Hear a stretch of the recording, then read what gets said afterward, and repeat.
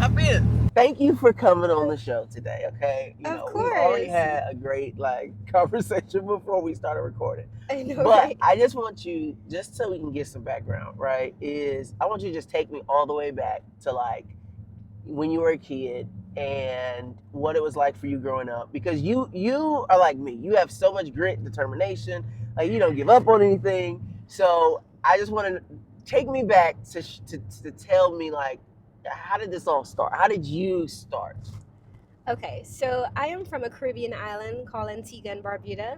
And so essentially, this island is right next to Barbados. Right. It's like a 35, 40-minute flight. And growing up as a young girl, it was a very unique experience for me. I lived in the city area. So I know in the US, the city is, a beautiful place, lots of buildings, lots of companies. But in the Caribbean, if you live in the city, it's usually like a small. Right, it's like a little town. Yeah, it's a small town basically. Like a beach town. Yeah, so if you live in the countryside in the Caribbean, though, it means that you're wealthy, you're affluent. So I lived in the city. So humble beginnings. My parents are working class. My dad has a small business, and my mom, she works for the government. But at the time, as a kid, I'm trying to remember what my mom did first. I believe she would have been working in hotels, and she was working in house cleaning. Gotcha. So I and think I'm you sure say housekeeping. hospitality is hospitality, a big industry, obviously on an island. Yeah, so hospitality is really big in the Caribbean. Basically, there's lots of hotels. We have 365 beaches, so on each beach there's like a hotel practically. And so yeah, typically you either work in a bank or you work in a hotel. Okay. Yeah. So mom's working at the hotel. Dad has what kind of business does your dad have? So my dad started out as a salesman. For a salesman. I started. For like a supermarket, and then he branched out on his own. So what he does, so there are lots of communities in the country, small communities, parishes, and within those communities you have little shops, and he would service the shops with goods because they can't buy in bulk from the wholesaler. So he would basically. So he would give them a smaller wholesale type of order. So he'd purchase in bulk, and then he would deliver. He'd have a little price to make a profit, and that's kind of how my dad worked. Cool. So sometimes he had really good business, and then sometimes his clients wouldn't pay him. But my dad's a really great person, and he was very understanding. And so he was like, I just put it on credit. Yeah, he never gave up on the clients. Basically, he has a really big heart. I love it. Okay, so those are your parents, and what were you like as a kid? Like, were you bubbly? Were you shy? Were you talk to me? So, I think my mom keeps telling me that. So when she was pregnant with me, she was a teacher. So she thinks that's where I get it from. I was very ambitious. I went to St. John's Catholic Primary School, and then I basically went to. There's this exam that you take. I think it's called the Top 60, if I remember correctly. Common entrance Top 60 exam.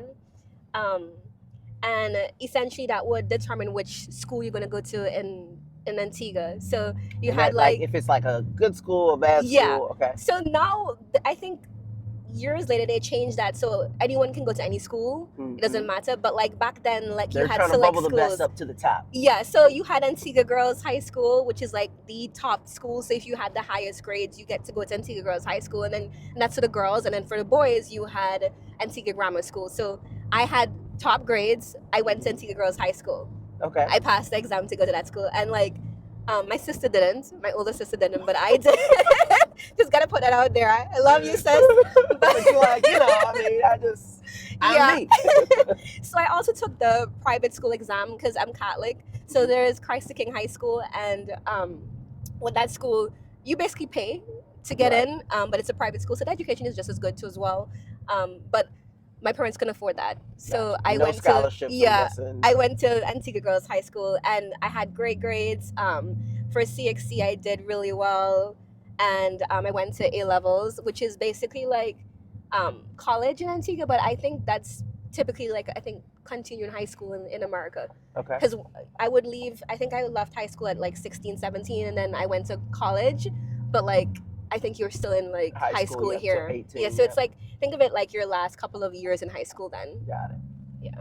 And so, when you were in school, were you like a popular person? Were you just in the books? I was Did you not. play sports? So even though I was like brainy and probably like geeky, you'd Mhm. call that. Uh-huh. But like I literally, I was not popular. Like I was actually kept to made fun of. yourself. Yeah, I think I had my glow up like. So when I came to the U.S. and we'll talk about that later. But when I came to the U.S., I basically like got braces Uh-huh. because it's like I'm gonna like redefine myself. I'm gonna be a new woman and all that stuff. So like I had my glow up over here. Uh-huh. So I was super geeky. I feel like I was not popular. I was made fun of a lot by the popular girls. Every school has its mean girls, and literally my school was no different. There were mean girls, and they were mean to me. I was not a mean girl. And so being like, obviously you were smart growing up. You Uh-huh. had people that were mean to you, and I feel like I had the same thing, right? Like I was fairly smart. Like there'd be people that was mean to me. Like how do you think that shaped you in like your pursuits post, school? I think so. Like did it have an effect on you, or you're just like they're dumb, so their opinions don't matter? Like I mean, it did bother me, but it made me more ambitious and more determined. I wanted to. I as think that's Beyonce where, says, the best revenge is your paper. I know, right? So like, I feel like it made me want to like prove myself more and develop this attitude where like if you tell me no or if you tell me I can't, my new goal is to disprove you. So yeah, that's typically what my whole high school experience like resulted in. So they made the you stronger. character, yes. And so once you went off to college, but then talk to me about like what happened next.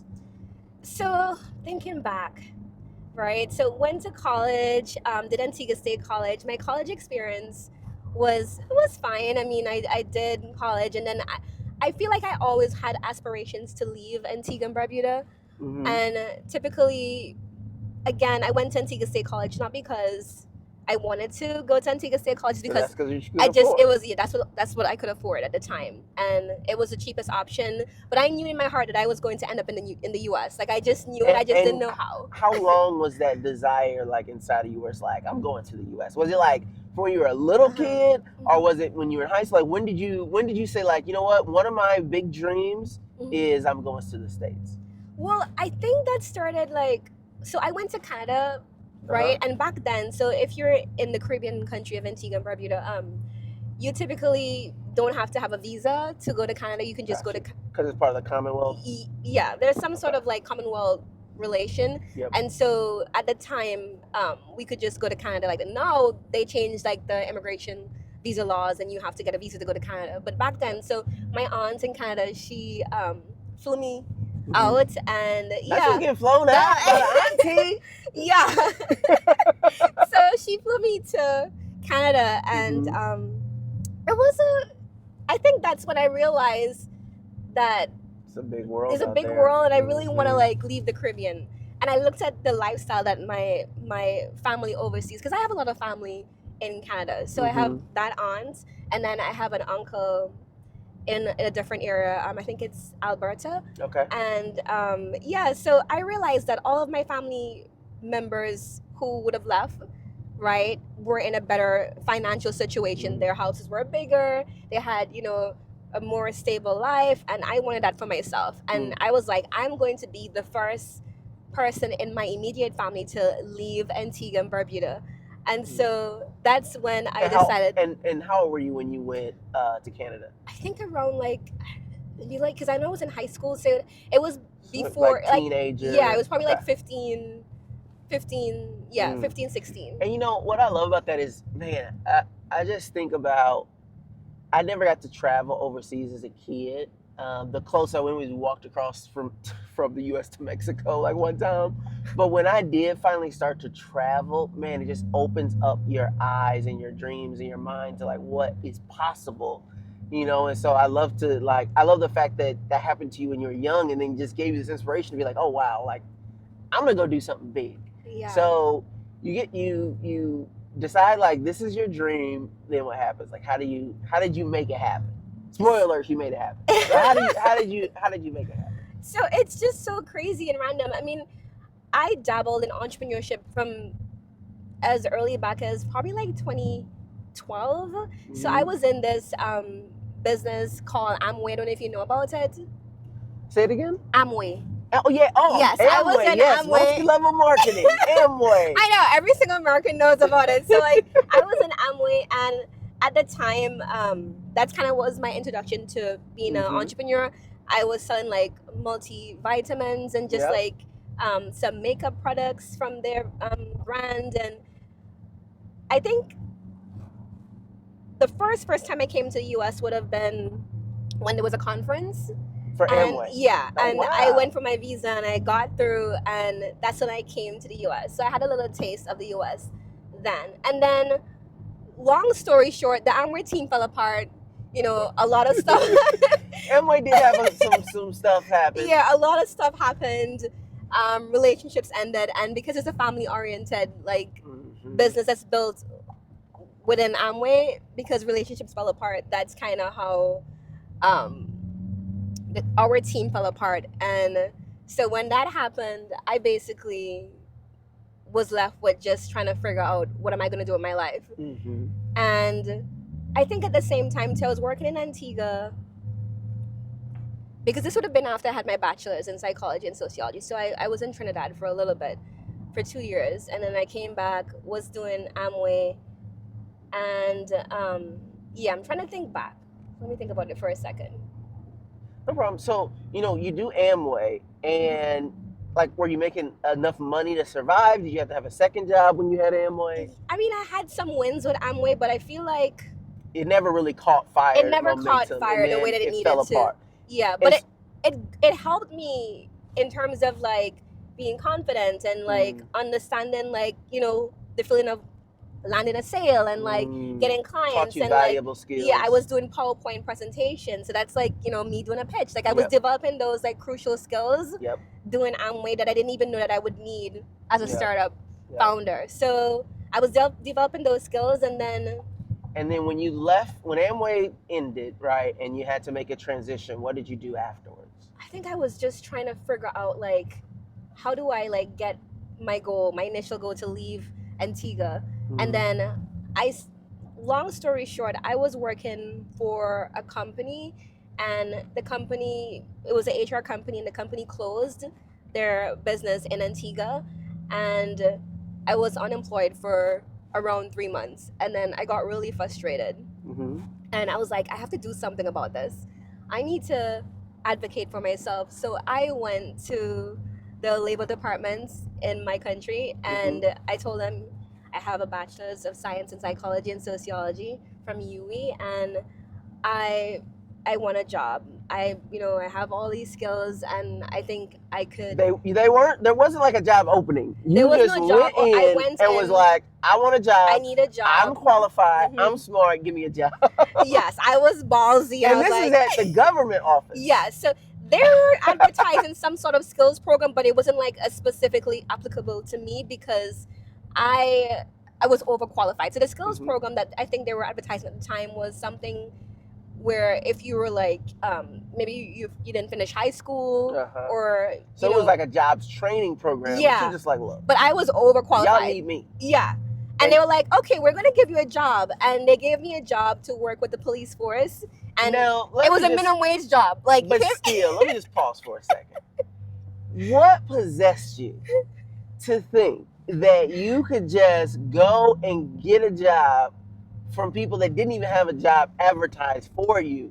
You were just like what inside of you said, let me just go do this? And what made you choose that? Because I know you had this dream to go to America. So just talk to me about what was your mindset like in that moment to like what kind of stirred inside of you to make that decision?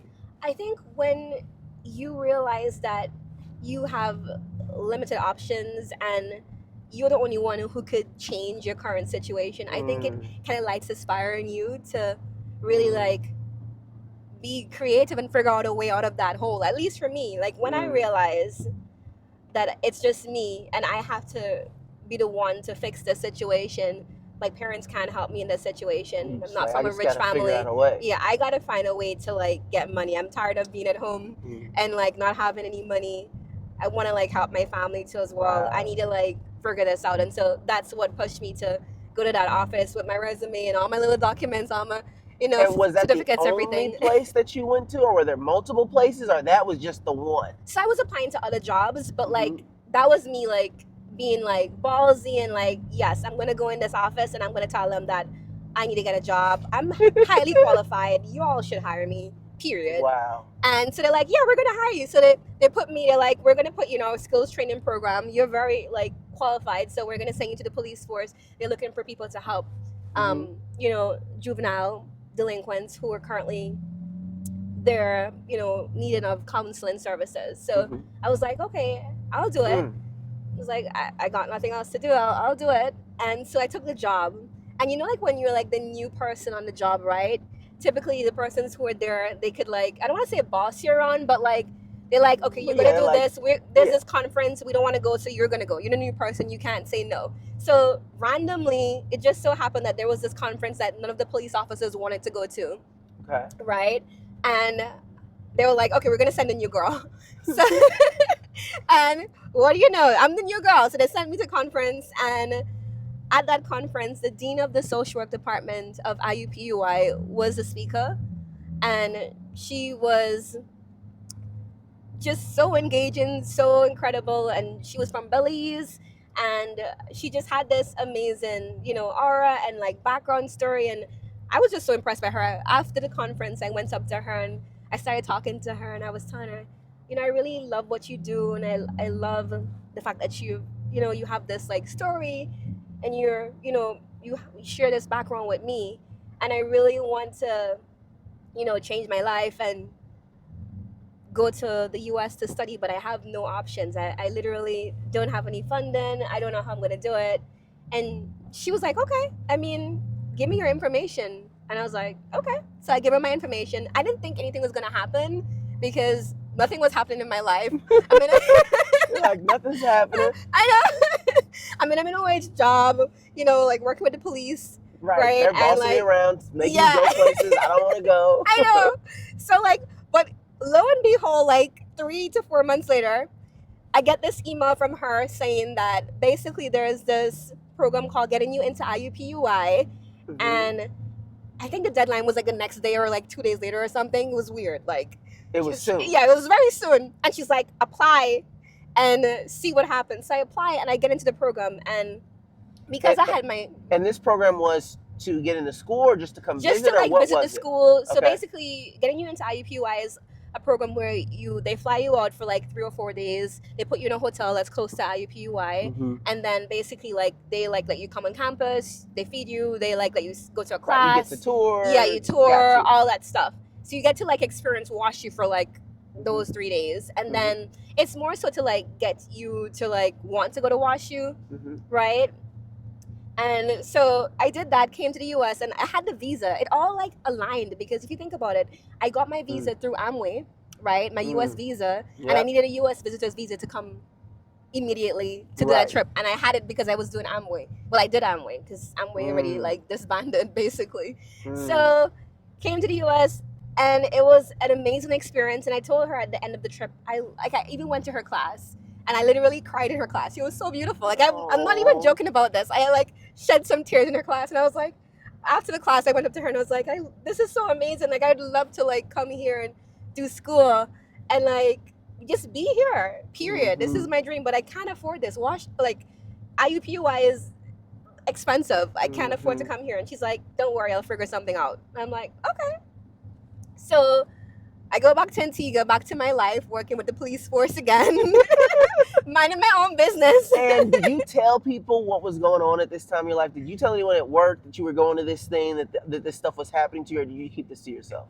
They knew I had to like do a trip randomly. Like they knew that I went to the conference, and somehow I made a connection with this person who was at the conference, and now I have this trip to go to. So they gave me the time to go to the trip, right? But they didn't know that all this stuff was happening in the back end. Like Cherise is probably, Did you tell anybody? Like, did your parents know? Yeah, I told my parents, and what did they think? It's so crazy because you literally, I love my family, but you have to be careful with like your family because like that's why I asked the question.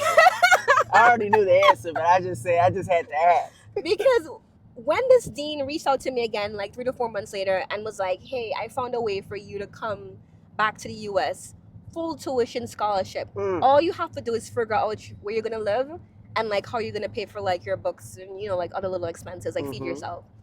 And I was like, "Are you serious?" She's like, "Yeah, I figured it out. I have a full tuition scholarship for you." So then I tell my parents this. I'm like, "This lady I met at at this conference that I went to in my minimum wage job.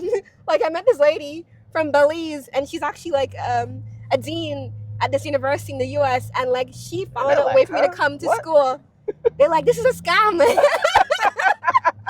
And like, so not to backtrack or anything, but I was scammed previously. So they were like, you got a scam problem, right? Yeah, they're like, so no, okay, no. My parents literally thought that, and they love me. I love my parents, but like, they thought that this lady was believe scam. It was possible. Even like my mom did not believe that I was actually gonna go. So like I, at the same time too as well, my contract for the police force ended, and I basically, because I had sent out a bunch of like job applications, I also I got into teaching. I got a government teaching position in a high school, and so this job finally was paying me like decent money, and they're right? like, so like girl, they're like, "Oh, you just now got on your decent feet. job. You cannot like, be. What you? Now you calling for a scam? Talking about come to America? Yeah.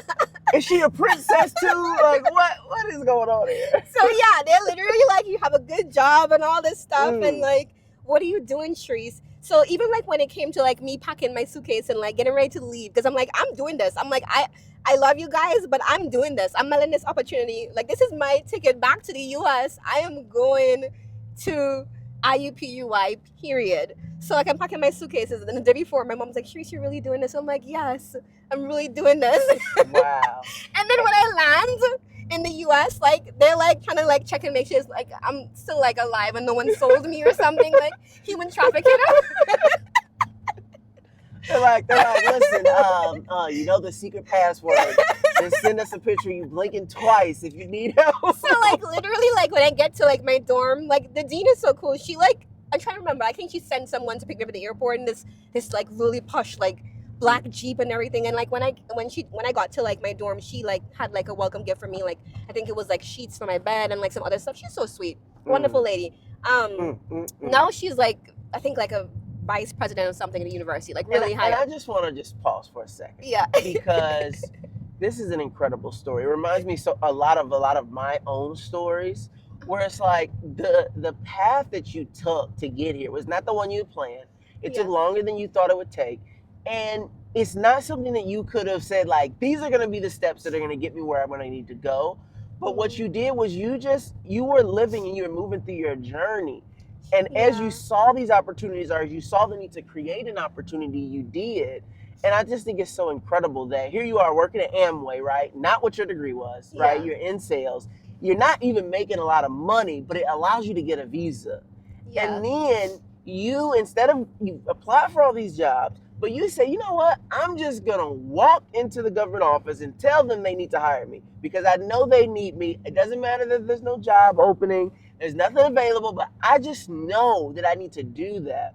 And I think for so many people, that inkling inside of them that tells them to do something, they hear that voice, but then they don't take any action on it. Yeah. Because they're like, well, why would I go? I've already applied for jobs. I don't need to go and tell the government office to hire me. Like, oh, that's crazy. I'm not going to go do that.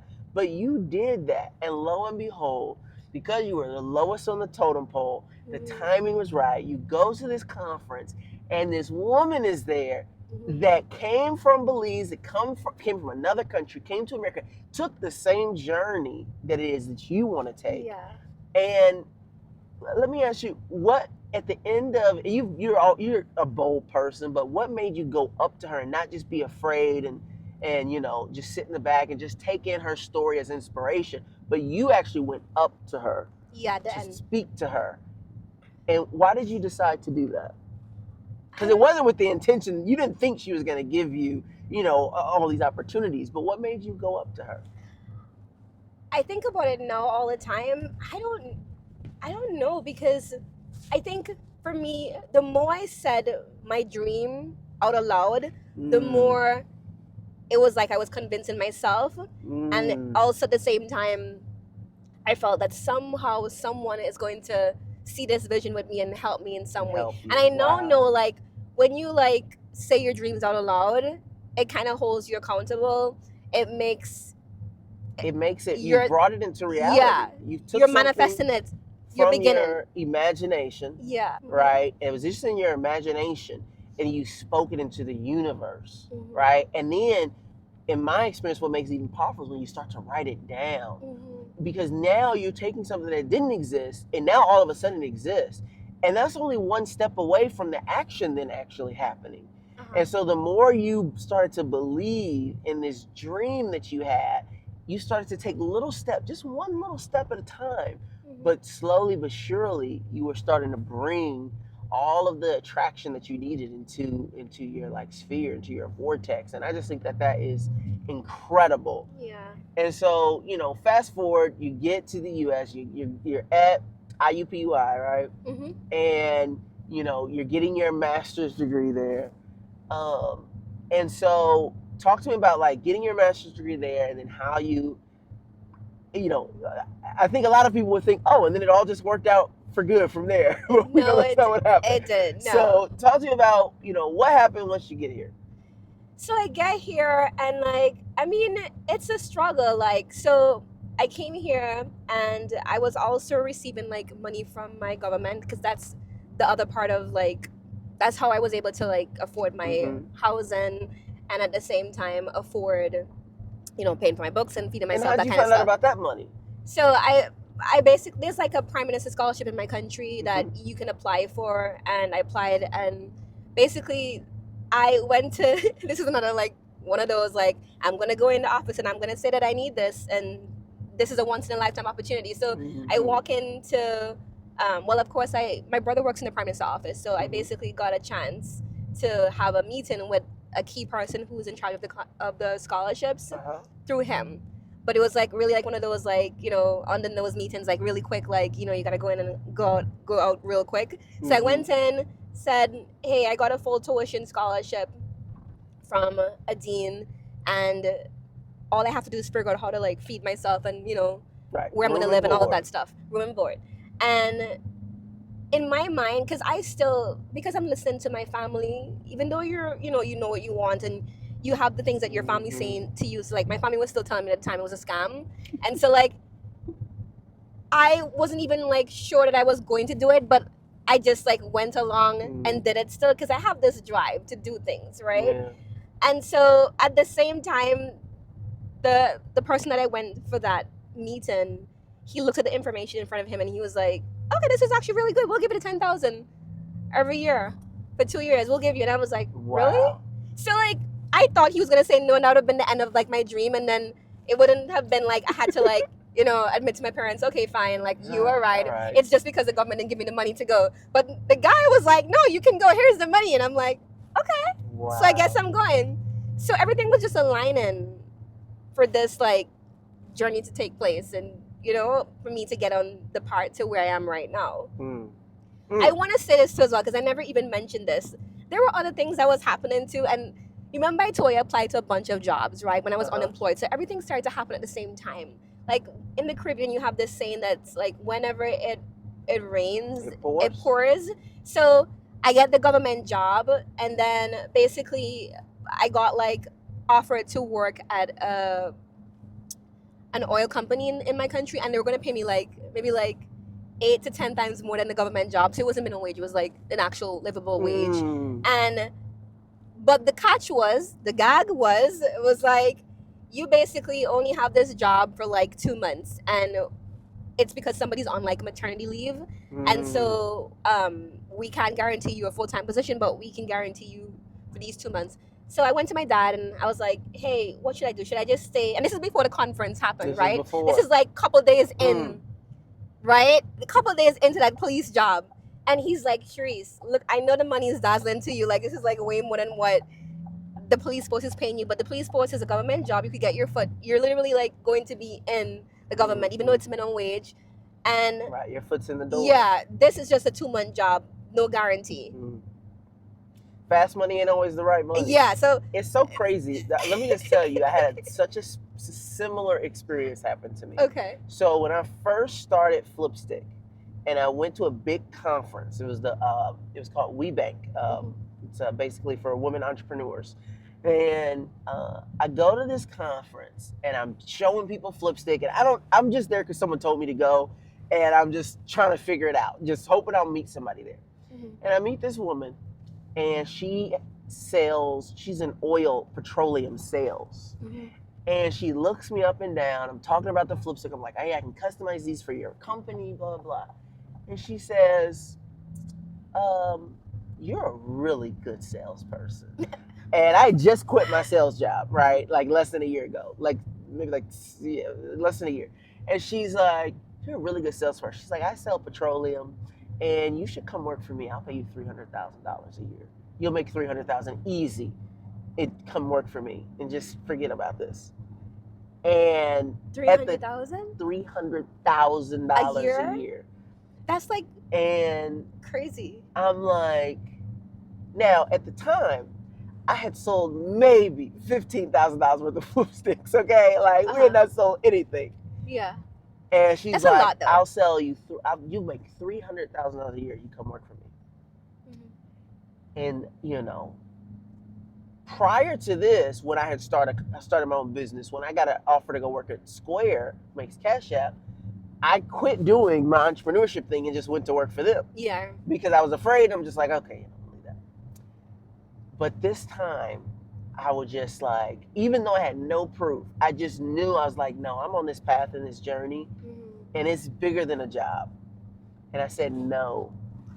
And it would take me 3 more years before we would ever even make $300,000 in flipstick. But you did make it, though. But we made it, and we made it way past that. Yeah. But it was one of those things where it's like, when you know what you're meant to become, there's always a shiny little distraction that says, hey, I know. Here's an easy path. Look at this. It's right here. Oh, this is right in front of you. But man, to have the determination, the wherewithal to know, like, no, that's not what's right for me. And thank God for your father in that moment to tell you. And sometimes your parents tell you to do something and it's the right thing and you listen. And sometimes they tell you to do something and it's the wrong thing. Yes. So and you it's have up to be to decisive. you Yeah.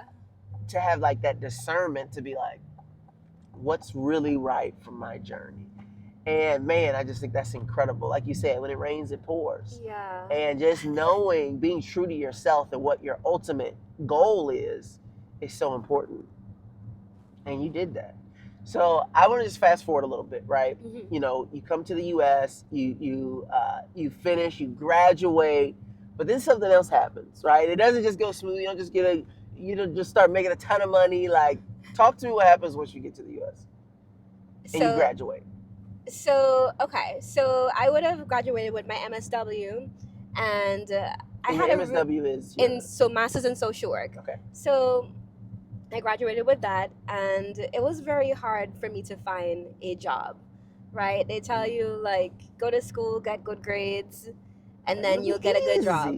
That's literally what they tell you. And I'm like, okay, well, I'm going to get the best grades. So I graduated with a 4.0. Like, literally, some of my grades were so high, like, it was, like, off of, like, the grading scale, basically. So, yeah. So you just got straight A's. Yeah. Like 100% A across pluses, the actually. board. Yeah. No, I'm not even joking. I'm being serious. Like straight A pluses. No, 4.0, not 3.99. 4.0. Okay, 4.0. I actually got this award for, like, having, like, the highest grade in the social work program. Wow. Yes. They're like you broke the calculator. But yeah, so basically finished school, had a very tough time trying to get a job, but I knew that I wanted to get into business somehow. And so there was, I can't remember who she was exactly, but like there was some lady that I was talking to who worked within the school that I was going to, IUPUI at the time. And she told me she had a contact in Chase Bank, and there were positions that were opening up and I should apply. So I applied for this position. It was like a 6 months position, but it was just my foot in like corporate America. I just wanted to kind of like experience that, and because I realized that I was lacking like business acumen, just doing an entire like social work degree. And so I was just trying to like navigate that whole dynamic and get some skills, build up my resume. And so I took the 6 months job, and then when it was time for them to sponsor me, they did not sponsor me. Mm. So I was left out in the cold. And talk a little bit about what sponsorship. So sponsor, basically, I would have applied for OPT. So you're in this like phase where you can work for any company for like a year after you graduate.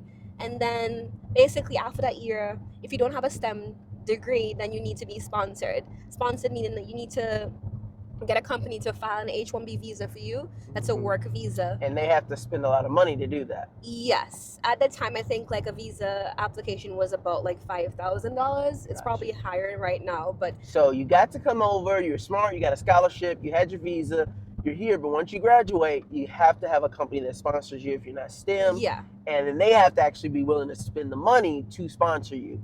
And so you do the 6 months program with them, and then they decide, okay, yeah, we're not going to sponsor you. Yeah. So then I was like left in the cold, and then basically I had to figure out how am I going to like, what am I going to do? Should I go to Canada? I was looking into like going to Canada to live. I was literally like looking at all sorts of options, and I went to a job fair, and I was giving my resume out to every single person, like every single company that I saw, and just trying to be engaging. And I came upon this company, can't really call their name, but and I gave my resume, and they were like, yeah, we're looking to hire therapists, but you're gonna have to relocate to Columbia City. And I was like, Columbia City. And what's the population of Columbia City? I don't know, but it sounded like a city. So in my mind, I was like, okay, that sounds cool. Like, I mean, you're gonna sponsor me. I mean, I just have to relocate. That's fine. Great. And they were like, oh, we'll help you with relocation and everything, and we'll file the application for your visa. And yeah, so all you gotta do is just show up. So I drive out to Columbia City, which is like I think like a 2.5 hour drive from Indianapolis, where I was living at the time, and I realized that we were in a different kind of world. Columbia City, hey, listen, this is Hoosier country here.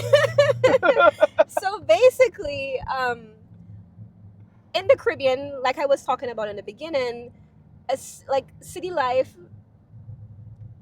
is like where you would live, if you're just, humble beginnings, you're working class. And then if you live in the country, it means that you're wealthy, you're affluent. Right. So it's a vacation home. Yeah. So I thought that like the country would be the same thought, this is all the wealthy thing, but you thought it was what we call the county. Yeah, I didn't understand what I was getting myself into. And so I think that's when I first experienced racism.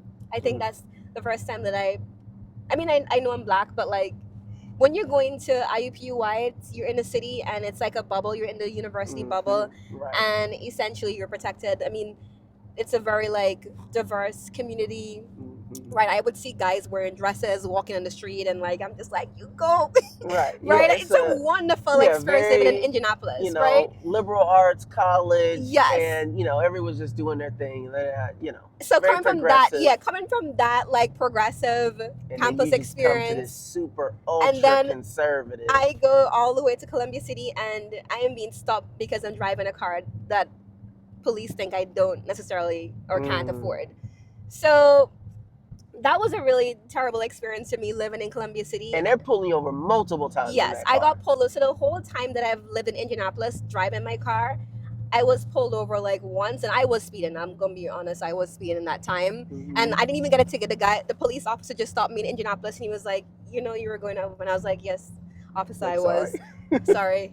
He's like, oh, this is your first offense. Okay, fine, it's all right. Go ahead. Didn't even get a ticket. Didn't even get a ticket. And that was only one experience that I had in Indianapolis. And I was in Indianapolis for like a long time. Right? And then moving to Columbia City now, I've been pulled over at least about 4 times. In what time period? In like the time span of a year. Wow. So living in there. 2 years, 1 time in Indianapolis. And then in 1 year, 4 times. Yes. And you weren't speeding. You were actually breaking the law these times. They were just like, yeah, we were just checking on you. You look like you stopped at that stop sign a little too long. And we were just making sure, nothing was going on here. Yeah, it was just really like, I would get the weirdest, like afterward they would run my license and everything. They're like, oh, you were driving too slow. Oh, you were touching the white line when you were driving. So we want to make sure that you're okay.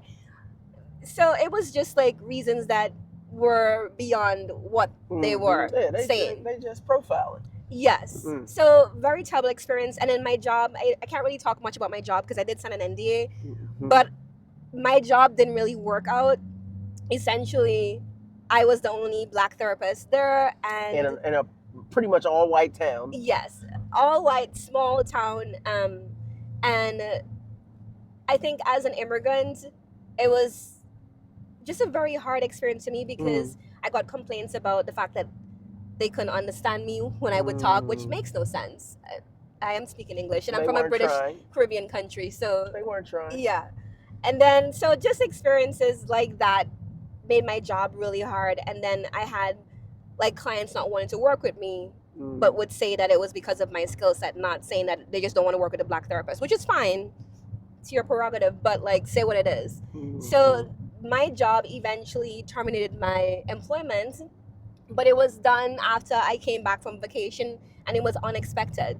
So I had no idea that I was gonna lose my job. And you go on vacation. This is your first vacation, like Yeah, a year working there. And yeah. So, but it was like my first vacation in like 4.5 years, like going back to Antigua. So kind of like it was a homecoming.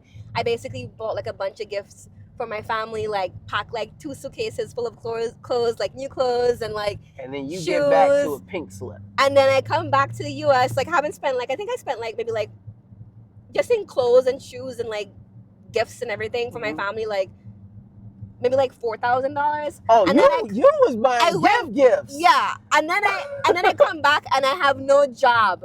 And like when I came back to the Caribbean, you know, with all those gifts and everything for my family, like it was a celebration. Like they're like, oh, our baby even like when I went to church, like everyone was so happy, like, oh, Cherise is back, you know, with her got big the time job in the U.S. American She come job. down with all this stuff. You got the Louis bags and all the scarves and the coats and the shoes. And then I come back to the U.S. and then within 5 minutes of walking on my job, I have no job. Oh my God. And again, I signed an NDA, so I can't really talk much about like what happened after that point in time. But what happens with your, you know, because they've sponsored you. Yeah. So what happens? So basically, as an immigrant, if you lose your job and you're on an H-1B visa, you essentially have to figure out a new job, and you get this 2-month grace period. 2 months. Yes. 60 days. So if you basically do not find a job within 2 months, you have to essentially leave the U.S. or you will start to accrue like unlawful presence. I think that's what you call it. They said, you ain't got to go home, but you got to get the hell out of here. Yeah, basically, or you'll be illegal. 2 months. So 2 months. And what, like, you know, because me, I'm a rule breaker. So I would have just stayed anyway. Been like, listen, y'all got plenty of other people to try to get up out of here. I'm staying. But what happens if you stay and you're not supposed to stay and you get caught? Then they would deport you. So I would have gone deported if I stayed. So I did my best. I did a bunch of things, which I can't talk about because I signed an NDA, right? Just to like advocate for myself and to, you know, just to kind of get some redress with what happened because it was all unexpected. I wasn't aware I was going to be terminated. And yeah, so I did my best. I fought the way that I could. And when it all came down to the grace period, I did not have a new job. I had to leave. So I packed my bags, put my stuff in storage, and I left. So what was that like for you in that time when, you know, you got 2 months? I can't imagine the level of anxiety that you have. You know, you've just been back home. Everyone's so proud of you. And you got this countdown and you're desperately trying to come up with a solution to be able to stay. Like, what was that like in that point of your life? So when the termination happened, I think I was in shock. Right? And I think I told my parents the next day, like I spent probably the first day like just crying my eyes out and just like in disbelief, like what am I going to tell my family? Like it was like this big celebration when I came back and then now I have like nothing and I'm not going to be in debt because like I basically you didn't max out the credit card. I bought a bunch of stuff for people that I love and then now I should have probably saved that money because I'm now jobless and not knowing what's going to happen. And I may have to actually return back to Antigua to the same people I just left. Right? And yeah, it was just a really hard time. But I think in that time frame is when I went back to what I know best. So I went back to applying for more jobs again, you know, advocating for myself. I did the most. And I actually even got into this interview process with a hospital.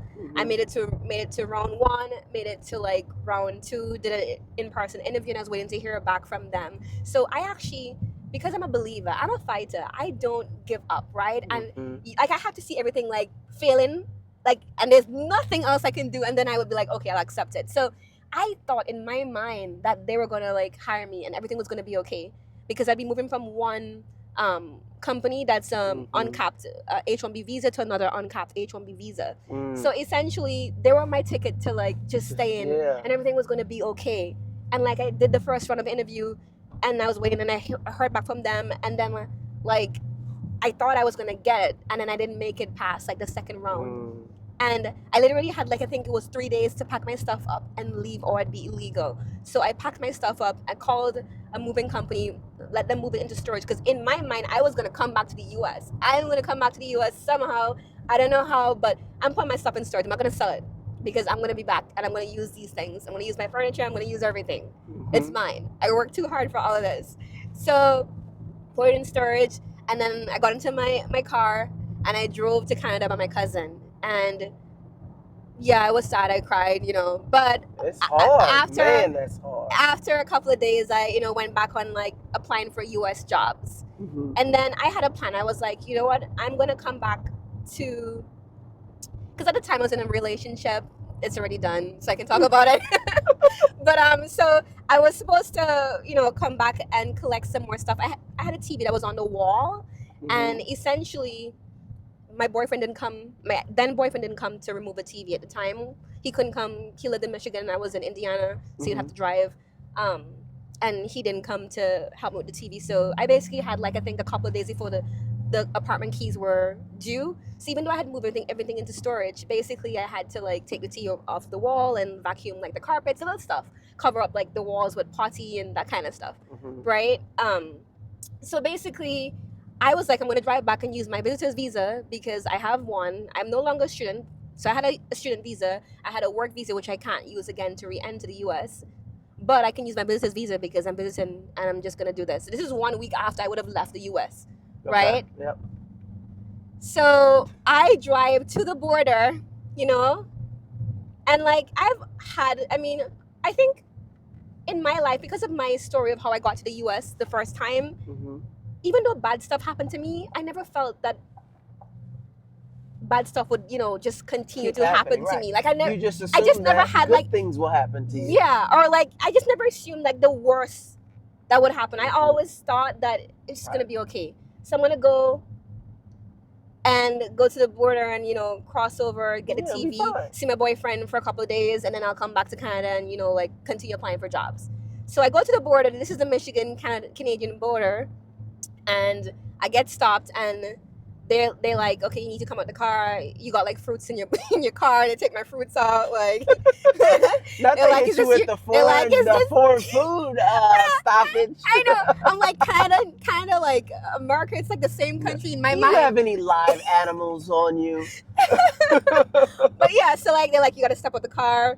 You have fruits. I'm like, okay, you can throw them away. That's fine. And then like they like come inside the building. The I forget what it's called. Like the unit, the Mhm. The embassy, consular, customs. customs, yeah, office. whatever it is, yeah. So I go inside the center. Then I think it's a Mhm. detention center or like not a They detention got you center, in a but holding like, cell. So Border Patrol has you in a holding it's like cell. the border. Like okay, so like you're crossing the border and you can like just drive through, but like there's a building There's a that you can building. enter. Yeah, customs. Yeah, US customs, Customs. whatever it's You're called. in U.S. Customs holding. Yeah, so customs holding. I went in. They're like, okay, so explain your case, and I tell them that my job ended abruptly. I signed an NDA, so I can't really talk about it. However, I'm just going back to collect some stuff, Mm-hmm. and I'm gonna drive back to my cousin. They're like, Yeah, Nah. you're trying to circumvent the system. And so basically, I was there in that center for like 4 to 5 hours. oh, I know Right? you were scared. Just like them questioning me, asking me over and over. They were like, what exactly are your intentions? And I'm telling them like, legit, that's what happened. I literally like thought I had a job when I re-entered the US, and then 5 minutes later when I went to work, well, it would be the next day, 5 minutes on my job And they're like, compound, we're not I hearing it. no longer have like a job. And this is all like surprising to me as much as it's surprising to you too as well. right? This is what happened. And they didn't believe me. Eventually, what happened, they canceled all of my visas. So they canceled Oh. the student visa. I didn't go to IUPUI anymore, so Mhm. that's fine. So But they're they like, yeah, canceled we're that. making sure you never try this again. Yeah, so they canceled the student visa. They canceled the work visa. I no longer had the U.S. job, but that could have been transferable to another company because I was still applying for jobs, right? So they canceled that, like my ticket back. They canceled that, and then they go as far as to cancel the visitor's visa too. They're like, we're gonna cancel this just to make sure that you're not gonna try this again. And then they even said to me, listen, you can go back to your consulate in your country. Mm-hmm. In our case, it's Barbados, so you can go back to Barbados and try and get another visa tomorrow. But today, we're telling you, no, you're not gonna enter the U.S. So I was like, okay. And did you feel like you had made a mistake? Like, do you feel like when you did that, because obviously you're trying to get back in, right? But do you feel like in that moment, like you took 2 steps back because now they've erased everything? Yeah. All of my pathways back to the U.S., I couldn't go back to school because that was squashed. I couldn't go back as a visitor, and I couldn't go back as an employee because they canceled all of visas, period. And so, to fast forward a little bit, but how long would it be before you would make it back to the U.S.? So that happened in 2019. I got back to the U.S. in 2022. So it took 2 years to get back over, yes. And were you in Canada the whole time, or did you go back to Barbados? So all this happened, and we didn't know that we're gonna. I think about it now, and it's still like crazy thinking about this whole traumatic period in my life because COVID overshadowed all of that. Yeah. So that happened, and then like I was applying for more jobs, and then I think it was so that happened in November 2019, and then COVID happened in February 2020. So I would have been in Canada still, by my cousin, because I have like a 10-year Canadian visa, and basically you get like 6 months at a time when you enter Canada through the visitor's visa. Got you. So I was there, and then I got a job offer. Canada? No, I got a job offer in the U.S. This is why I currently, it's canceled now, expired now, but I have like an Ohio LSW license, and I also had an Indiana one. So the Ohio one is expired right now, just like the Indiana one. But essentially, what happened was all the jobs I was applying to in the U.S., I got another call from a hospital, and they were like, "Okay, so we're gonna interview you, but we need you to get your license first because we only interview people who have license for the state." Our state, yeah. Yeah, so we need you to get your license first, and then we'll interview you for a therapist position in Ohio. And this is just before COVID hit. I didn't know that COVID was going to happen, right? So this is like I think in January. I was talking to a company in November, and I think in January, that's when like they were like, okay, we're going to like give you a shot. Just get your Ohio license sorted out. So I got my license because I just have to like, I had an Indiana one already, so I just had to like basically like get an Ohio one, send some paperwork and fingerprints, all that stuff. And then afterwards, I did the interview, which is, I remember this so clearly.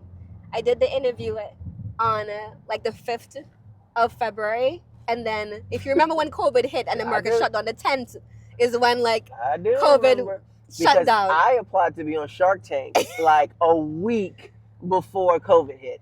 And I remember I went to Kansas City, and I applied, I did the audition, and then I got sick. I got really, really sick. And I don't know if it was COVID, but I think it was. And next thing I know, they're like, the whole country shut down, and then nothing was going on. So I remember very vividly. So that was a very traumatic time in my life. Because you almost had this job, and then after COVID happened, they're like, well, you can't get it anyway. Like, so I don't know if it was, because I had a decent interview. I thought the interview was fine. But then, so interview the 5th of February 2020, and then like basically I get turned down, and then the U.S. closes the 10th. And then what's even more crazier, I haven't told you this before, but what's even more crazier is that, so now Canada shuts its border too as well. So imagine I'm in Canada with my U.S. car, right? And I can't take it back to the U.S. because I can't enter the U.S. because all my visas are canceled. Student, work, and visitor's visa. Don't have a job, so I can't enter anyway, right? Visas are canceled. And then I thought I had a job through this interview, this new hospital that was gonna hire me. And then it turns out that they're not. COVID happens, Canada closes their borders, and then guess what? My own country, Antigua and Barbuda, closes its borders. So even if like Canada was like, okay, we're gonna close our borders and we want you out of the country, my country won't even take me because they won't let anybody into Antigua and Barbuda. Yeah, so literally I was stuck in Canada because I was applying for jobs in the U.S. thinking I could go back to the U.S. And you couldn't, so you just stuck. You couldn't just go stuck. anywhere. I couldn't leave Canada because Canada was going to open their borders. And even if I got out of Canada, then my country wasn't going to take me because my country was trying to protect themselves. Thank God you didn't get in the airport. You would have been like, what's that movie with where he lived in the airport terminal because his country wouldn't let him in, but the other country wouldn't take him back. Just like Terminal or something. I forget what it's called. Yeah. Oh man, you could have been living in an airport for 2 years. Probably. Like literally. So the time that I spent in Canada was 8 months. And you remember I told you that it's a 6 months like time stamp that you get over there. So basically, I had to like apply to the Canadian government to get extra time. So I had to like send in like a document, like a whole application to basically like tell them, hey, I don't want to stay in your country, but like I was supposed to go, but then like you shut your borders and I can't go, and like my visa like literally is a 10-year visa. Was it reasonable? Was it hard to deal with that? I think I had to pay some money, and I just did it, and I got approved when I got back to Antigua, like later. So I didn't even need to get approved at the time because I was already, the borders already opened up. And like, I know that had to be, like that time of your life had to just, it's so turbulent and it's so stressful. It was. Like, I just think about the times in my life where, I've failed, things have not gone right, and then I just go through this long period of recovery. And like I think about when I lost my scholarship from college, I had to come home, and it was like 3 years before I even felt comfortable telling anybody about what had happened.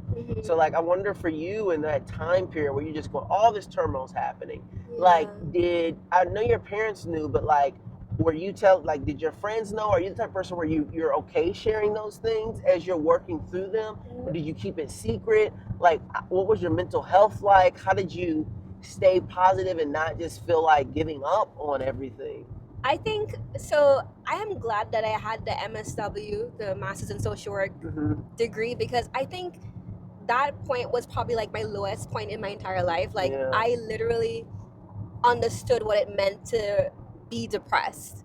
Like literally understood what it meant to be depressed, and I really felt like I was a failure. Like I almost had a job that would have kept me in the US, and that fell through. I didn't like make it to the next interview stage, and then I got to Canada. You got fired from one job, then you couldn't get the other job. You get to Canada, you almost get a job, and you don't get it, and it's just like one after the other, over and over, and you just feel like you're banging your head against the wall. Yeah, and it's like, and now I'm stuck. I have no idea when I'm going to get to leave Canada, because I mean, at this point, I was even applying for Canadian jobs, just so you know. I was trying to like play the field on both ends. I was applying for American jobs and the Canadian jobs. And how did you protect your mental health at this time?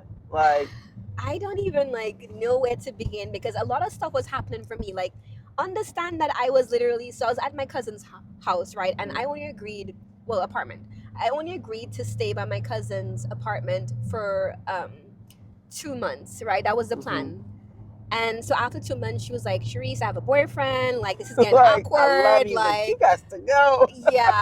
What's happening? I'm like, I don't know what I'm doing with my life. And she's like, yeah, this is like, if I had a bigger place, it would have been fine. But like, this is like a lot, Cherise. So I was like, okay, I'm going to go with my aunt.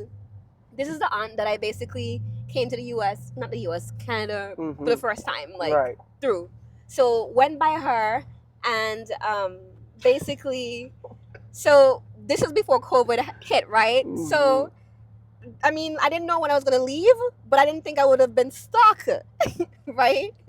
So then now, COVID hits, and they realize that, when I say they, because it's my aunt and her husband, so they realize that I'm not leaving because now COVID is here, and it's like they're old, and so they're worrying about like the fact that I'm young and I'm going to give them COVID, when I go out, and right, and like I'm stuck there. And so they have this saying in the Caribbean, is like, well, not really a saying, but like a understanding. Like, when you have family in the U.S., you don't want to like pass a week there.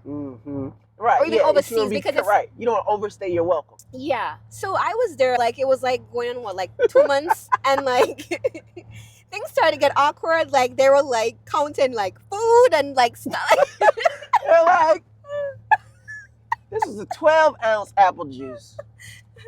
Now there's only 8 ounces left in the apple juice. Like only 3 people up in this house. I'm like, Cherise. so we're Let me laughing smell about your this. breath. You got apple on your breath.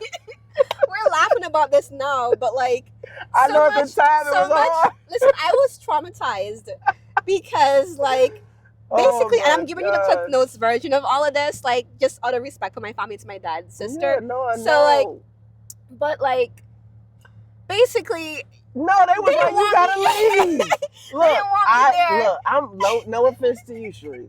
I'm with your auntie, okay? I cannot look. I'm one of those people where it's like it's my space, and I don't like people in my space, and it's like okay, maybe a day, maybe 2 days. After 2 days, I'm like, you gotta go. Like, so I cannot imagine someone coming. You think they're gonna be there for a week, and they're there for 2 months. I would have lost it. I'm a nice person. People think I'm nice. If somebody lived with me for 2 weeks, let alone 2 months, they're gonna be like, that's he's a demon. He's a horrible person. Because I would have been counting everything too. I'd have been like, I could have swore all these dishes were clean yesterday, and I don't understand how you can put a dish in the dishwasher and not start the dishwasher. And like, why is all this stuff dirty? And why is the heat changed? Why is my temperature not the way I said it?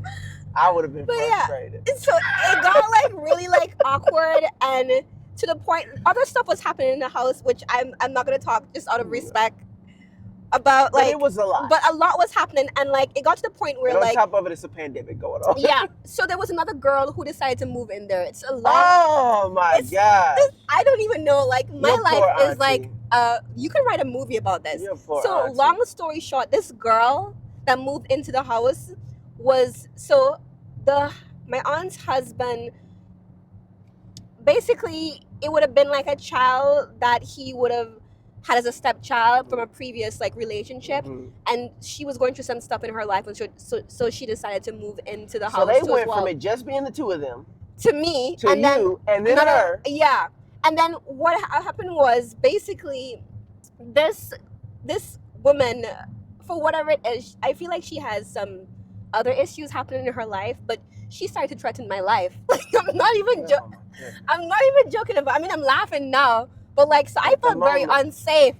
And so, like, with everything that was going on for you in your life, right? Like, I'm sure you felt like, what has happened to me? I know, like how did I get here? I had my own place, my own stuff, my furniture, my TV was mounted to the wall, like, and now I'm here. I'm here. And so, just fast forward for us a little bit, right? Like, I know that was just a trying time, but you somehow made it through there. You get back to Barbados. Antigua. You get back to Antigua. Yeah. And, then you're stuck there for another year, right? Before you actually make it back to the U.S. And so what was it like once you got home and you're around all the people that saw you leave?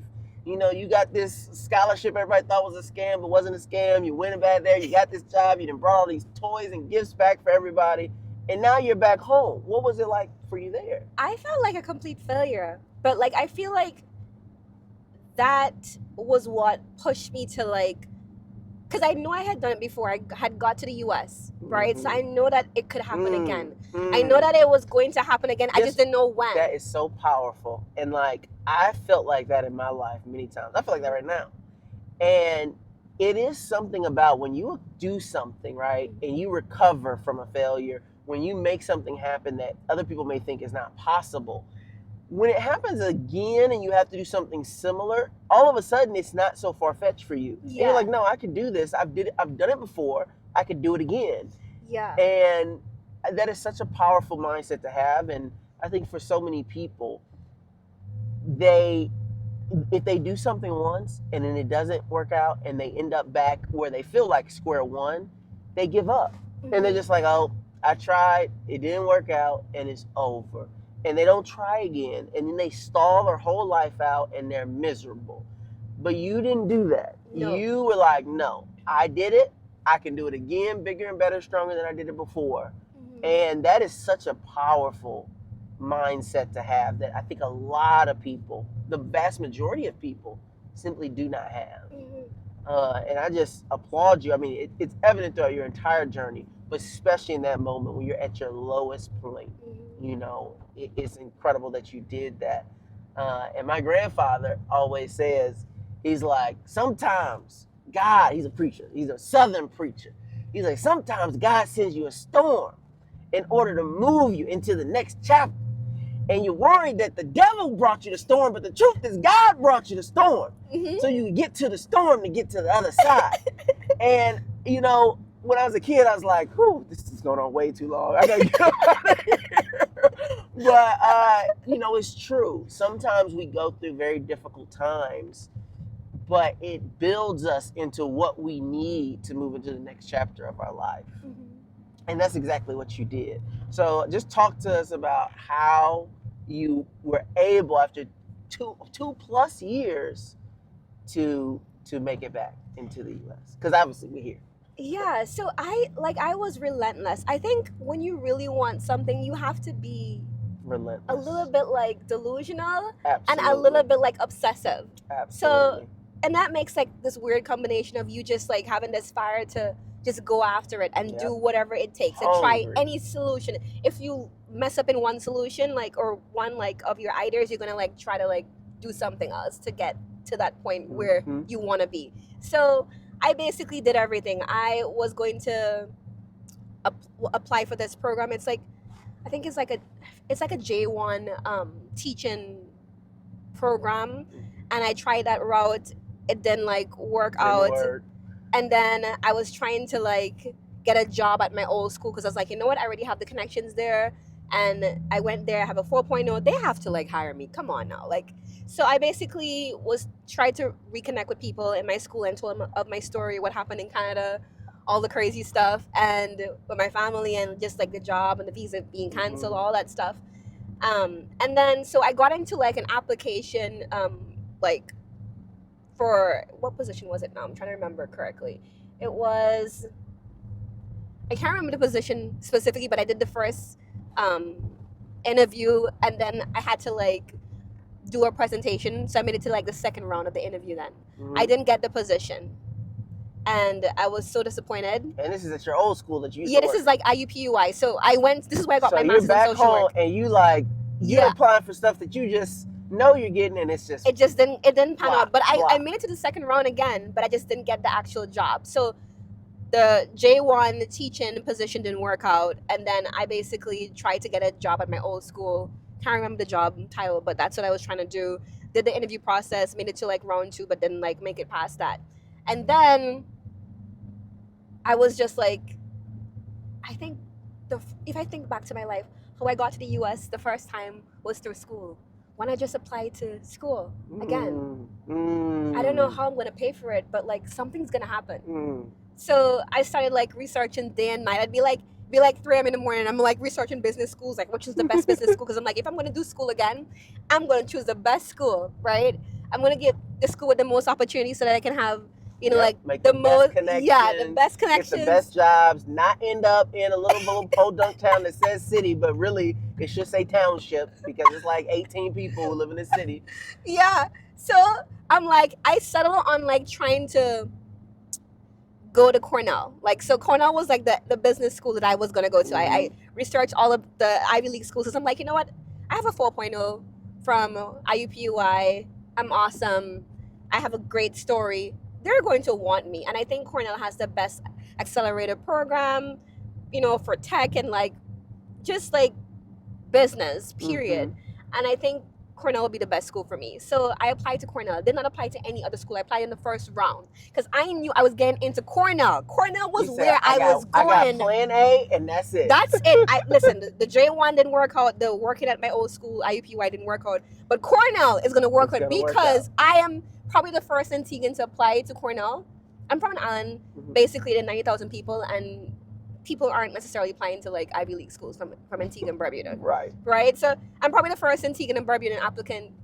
They're going to get excited about it. They're going to really want me there. I'm going to get it. I got waitlisted. And I was like, you know what? There is still hope. There is still hope. because I didn't get denied. I got waitlisted at That means Cornell. I wasn't great, but I wasn't bad. I wasn't bad, and they see something in me, Right. and they're gonna let me in. So there's this program called getting you into. No, I lie. There's this program called Johnson Women in Business, Mm-hmm. and so that's kind of how I got like a free application. I didn't have to pay the application fee for Cornell because I basically did the program. But in doing the program, they assigned me a mentor. It was this, I think she's from an African country. I forget which country. But this mentor, this young girl, I told her, hey, I got waitlisted. I already applied and I got waitlisted. What should I do? Mm-hmm. She's like, girl, this is America. There's like money everywhere. There's like so many different like universities that you could apply to. You need to think of other schools outside of like Cornell, outside of the Ivy League. Just apply to like what was the school she mentioned? She said, I'm trying to remember that school. I can't remember that school, but she's like, apply to this school and apply to Allen. And I was like, what is Allen? That sounds like a name of a person. She's like, apply to Allen. Just look it up. So I'm like, okay, I'll look it up. So I go and look up like Allen and the other school. And when I get to like Allen's website, WashU Allen, I basically like see the global immersion. And I'm like, wait, you get to go to like Paris, you get to go to like Chile, you get to go to Washington, D.C. I hadn't ever been to like Europe. Like, you're like, what? You're gonna like, this is part of the school curriculum? For real? And I was like, no, forget Cornell. I'm applying to Allen right now. So I applied to Allen like the second round. Mm-hmm. And literally I became so obsessed.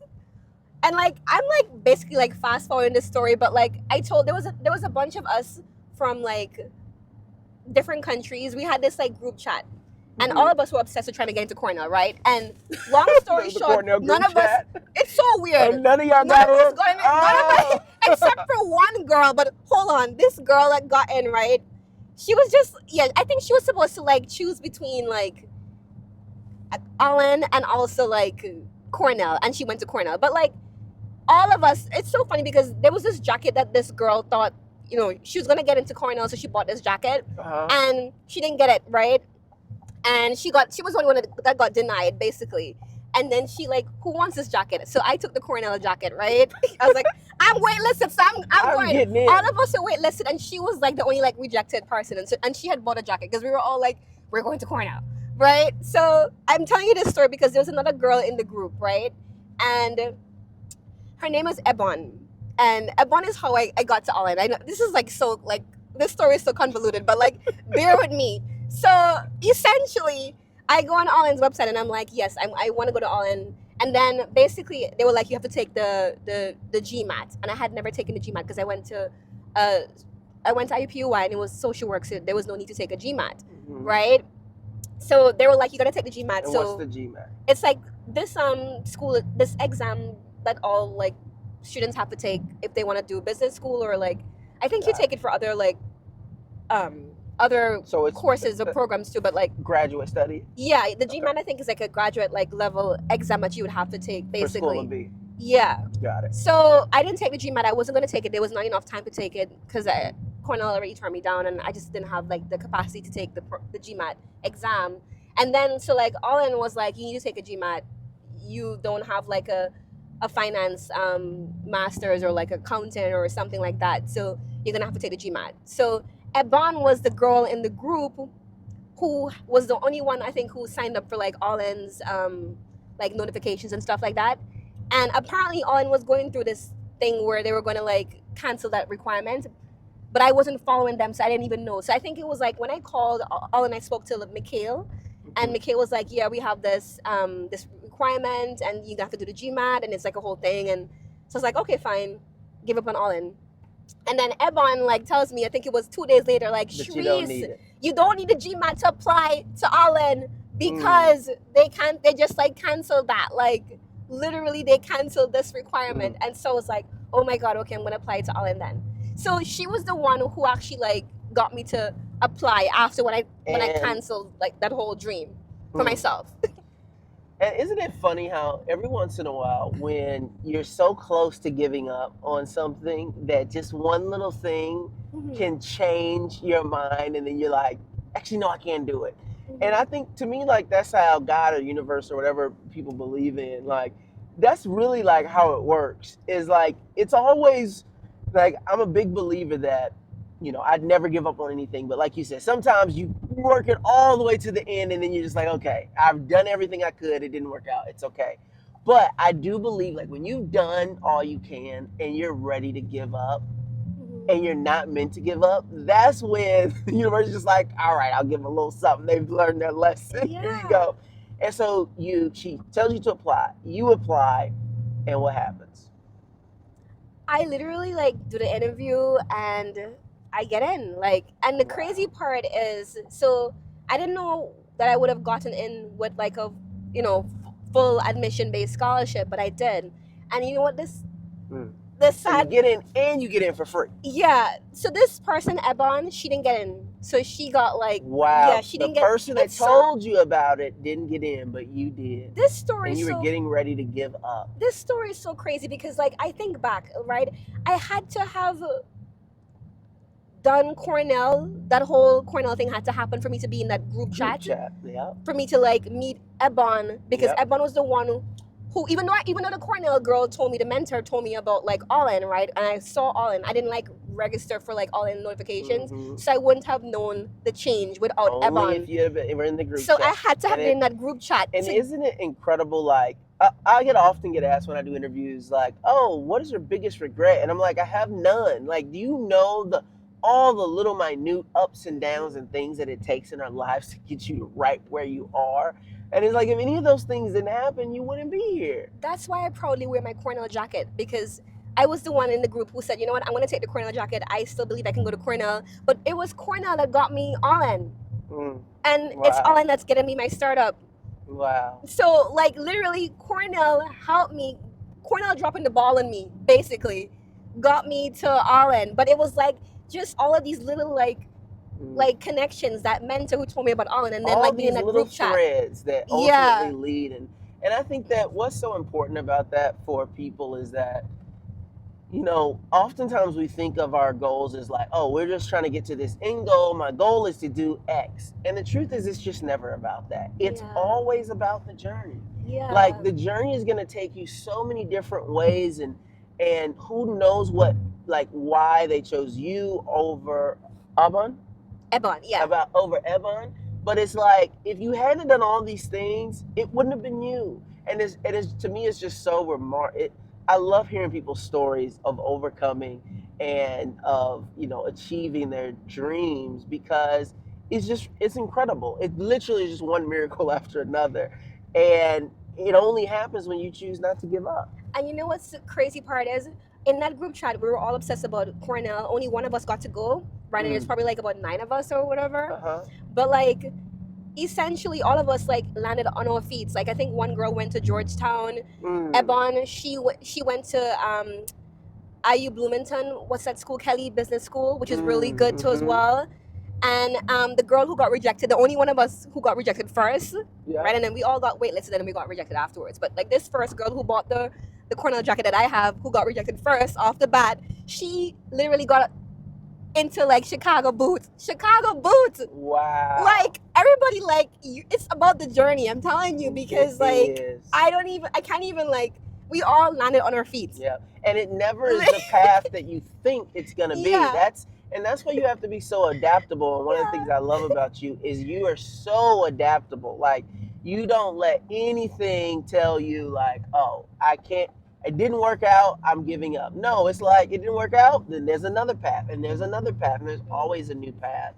And so, we'd be remiss if we didn't talk about your startup. So you get to Olin, and you're in your classes, and you have to create a startup.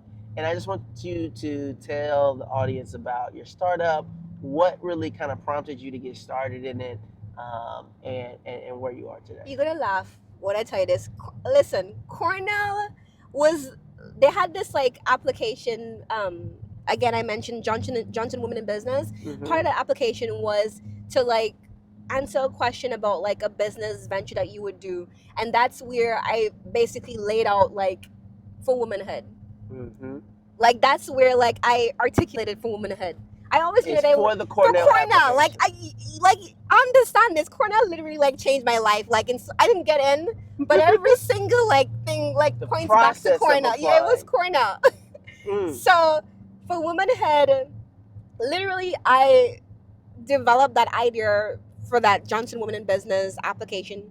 And then, so when I had to like, apply for Allen, I basically talked about the fact that I want to start a business and I already had And my you didn't business idea. And you didn't have to do that for the Olin application, but because you'd already done it, Yeah. you included it. I included Wow. it, and I basically like focused my application on like Around your entrepreneurship and like wow. yeah, and that's how I got into Allen. I didn't know that was like, because Allen is all about entrepreneurship, and I was more so like just dazzled by the global immersion and all of that. So I wasn't really catching the fact that I was like hitting all the correct like things with Allen. Like I was literally like who they want at Allen, right? By just being myself and being like entrepreneurial.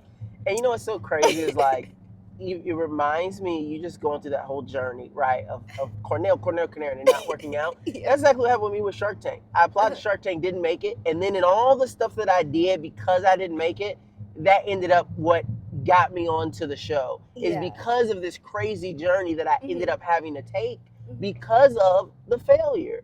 And so like when I think about your journey, it's like not only did you not get into Cornell, but you had to come back home.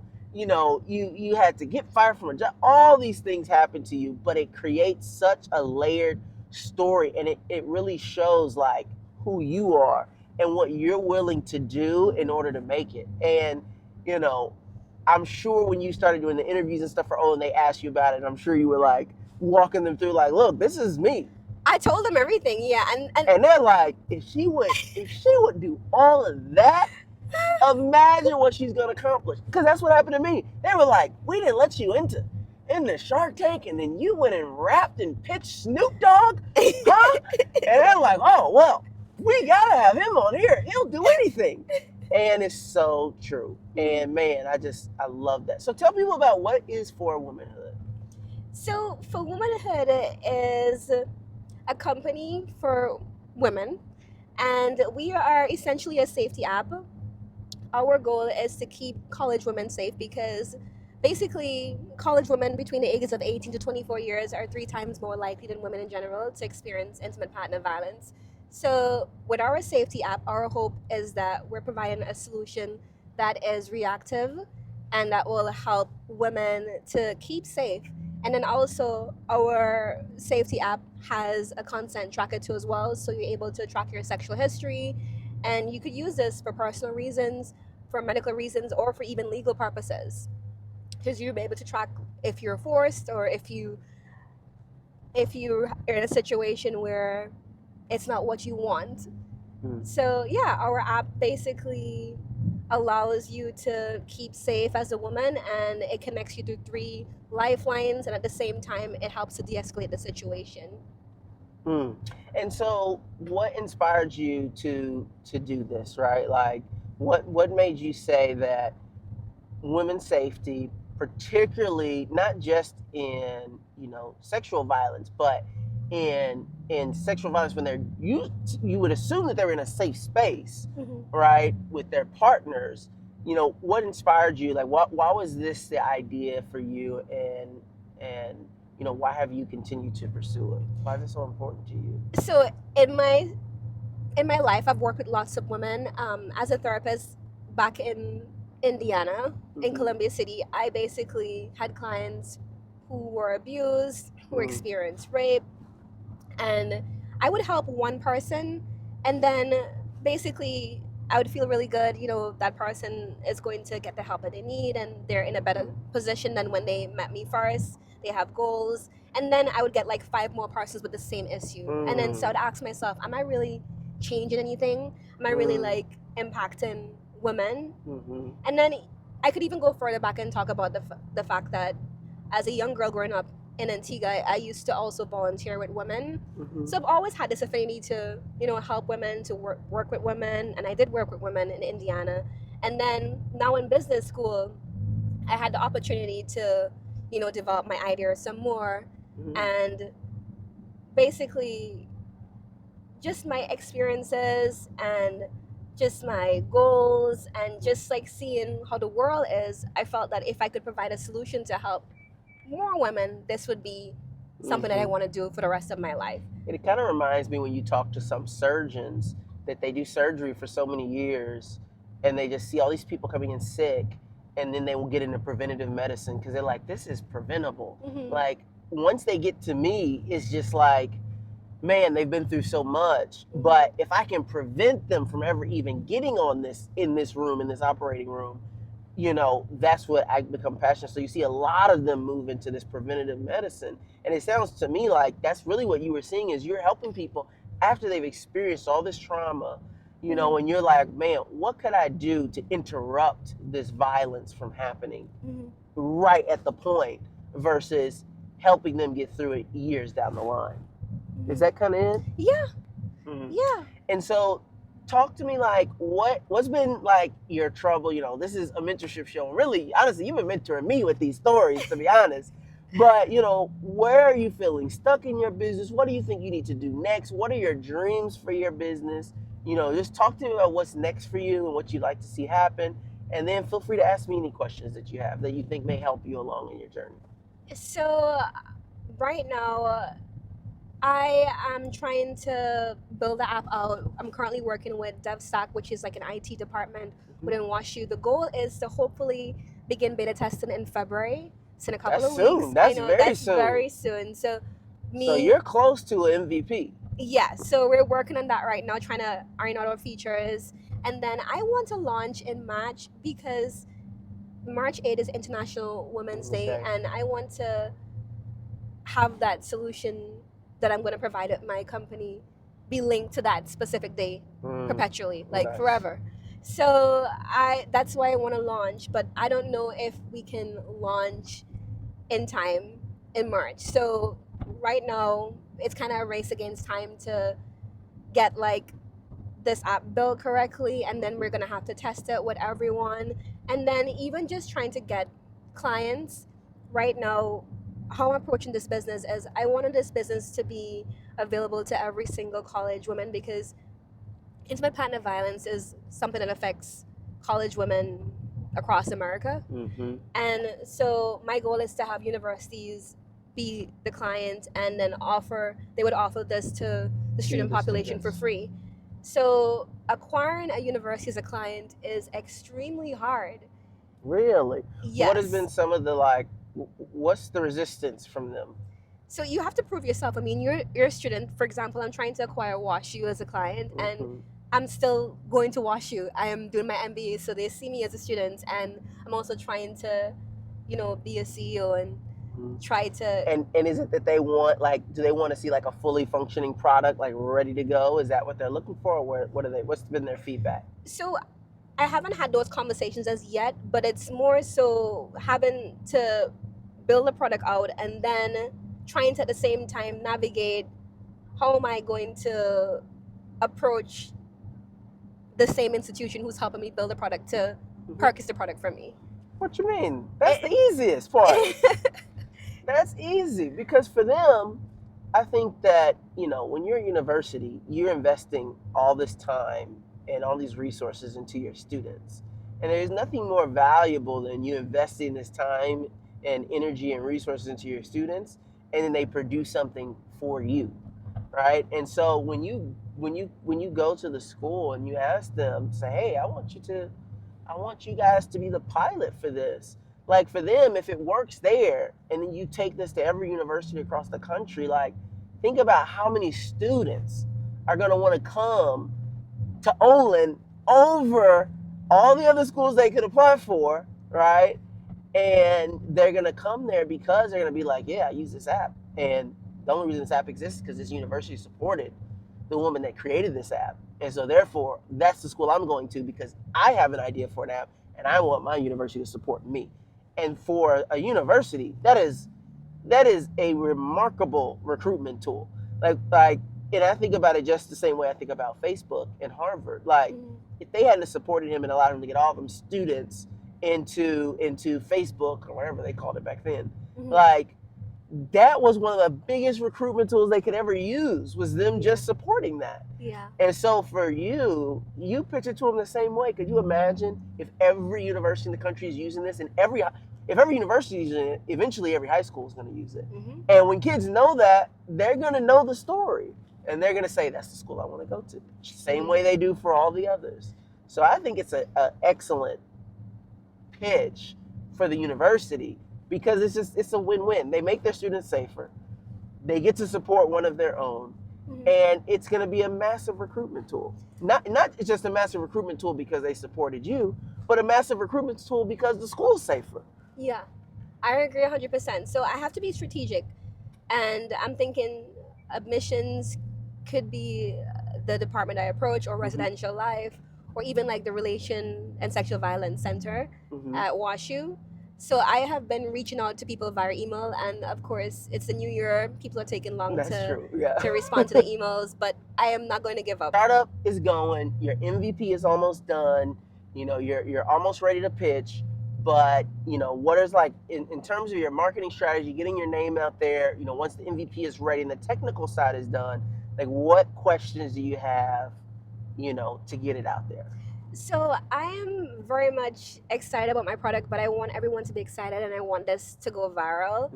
I want, like, our target is Gen Z women, ages 18 to 24. So I definitely want to utilize TikTok, and I also want to just have like a very good marketing strategy, like a campaign of some sorts on Instagram too as well, just to kind of capture people's attention, awareness of my product, and then hopefully like start a movement. I do think this could be the next like Me Too movement, but on campuses across the US. And this could, I mean, I intend to go global with my company as well. So I think I just need to figure out how to like approach this, like strategy, campaign. So I'm a big believer in thinking outside the box, right? And not doing what everyone else is doing.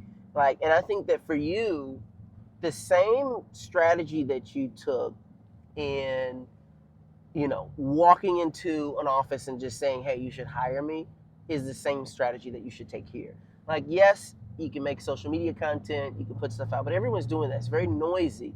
So how can you approach it in a way where you're doing something that no one else is doing, and then all of a sudden people start paying attention to you? And so, like, the first thing that I think about, right, is I think about all of the girls and all the women and all the stories that I've seen of women who experienced sexual violence, and their story was told. Some of them were believed, some of them weren't believed. Sometimes the guys were convicted. A lot of times they were not convicted. And the first thing that I would do is I'd reach out to all of them. The bigger the story, the more I would reach out to them. And I remember I just watched a story on Netflix about a woman. I can't remember the name of the show, but she was raped by this man, and the police thought she had made it up. She thought it was a Gone Girl situation. They just assumed she made it up and didn't believe her, and they were going to arrest her. And she was raped and kidnapped. And so, like, for you, if you had her advocating your app and had it on her phone, and you had, you called up E. Jean Carroll, who's suing Donald Trump, and you're like, do you think if you had an app like this back then when you were with him, would it have changed things? And she says, yeah, I think it would. And you get her to download your app. If you go to people like that who are already in the news, right, and have experienced these horrible things, and they're the ones advocating for you, saying this would change the game. This would have changed things for me. All of a sudden, if you walk into a room, walk into a college campus, or you walk into an investor meeting and you have those video testimonials from these women who, you know, forget viral, like they got Netflix documentaries about them, you know, they're suing ex-presidents, like, that's a very powerful story, because now it's like, oh wow, all of these people, all of these women who's experiencing these things are saying, if I had this, it would have been different. And we are watching their trauma, them relive their trauma for, you know, essentially for entertainment. We are watching, and they're telling us, like, this is what happened to me. This is what happens. This is what is happening. And in the same breath, they're saying, but this is how we can prevent it. That's extremely powerful. And those women are going to be far more likely than a man who works in admissions to be like, I want to help you. I want to help support you because I don't want this to happen to anybody else. And so if I were you, I'd start there. I'd create a list of 100 women. The more prominent they are, the better. Who've experienced this, their story is public. It's already out there. And I would start to create a dossier of all of these women and get them on your team. Get them to be a part of your vision and a part of the voice that's calling for this. Because once you do that, like, I just think about the times when I called up to the news, so like the local ABC, NBC affiliates, and were able to get on. It was always, especially in those early days, I could never come to it from just like me. It was never about me. Like the first time I ever got on a major news network, I was doing a artist contest, and I was helping promote the artists, and we were going to put their artwork on the back of the flip stick. So we were doing a contest. And if you start working with these women who've experienced this, and you start putting these faces and these stories and saying we can end all these stories, like these, we can make these stories extinct, but there won't be these documentaries about these campus rapes and all this kind of stuff. That's such a powerful message and a powerful sales tool to tell someone like, oh, you know, this is going to change the world. And I think that they'd want to get on board.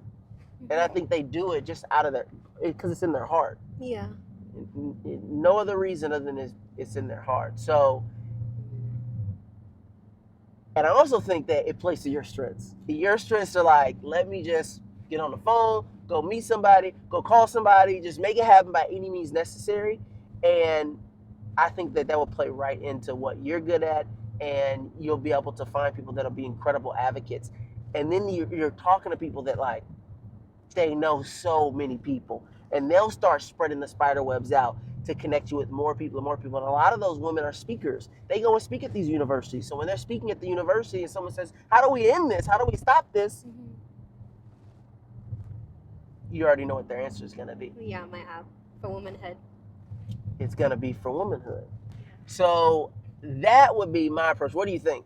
What do you think about that? No, that's a great approach. I mean, like looking at people who would had that experience and then connecting with all of them and like bringing them all together and allowing them to have a bigger voice.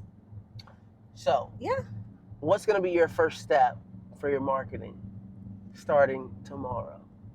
So I am probably going to start making that list of 100 women who have had this experience, and then I'm going to start making those calls. I think that's probably something that I want to jump on right now. That's going to take some time to pull together.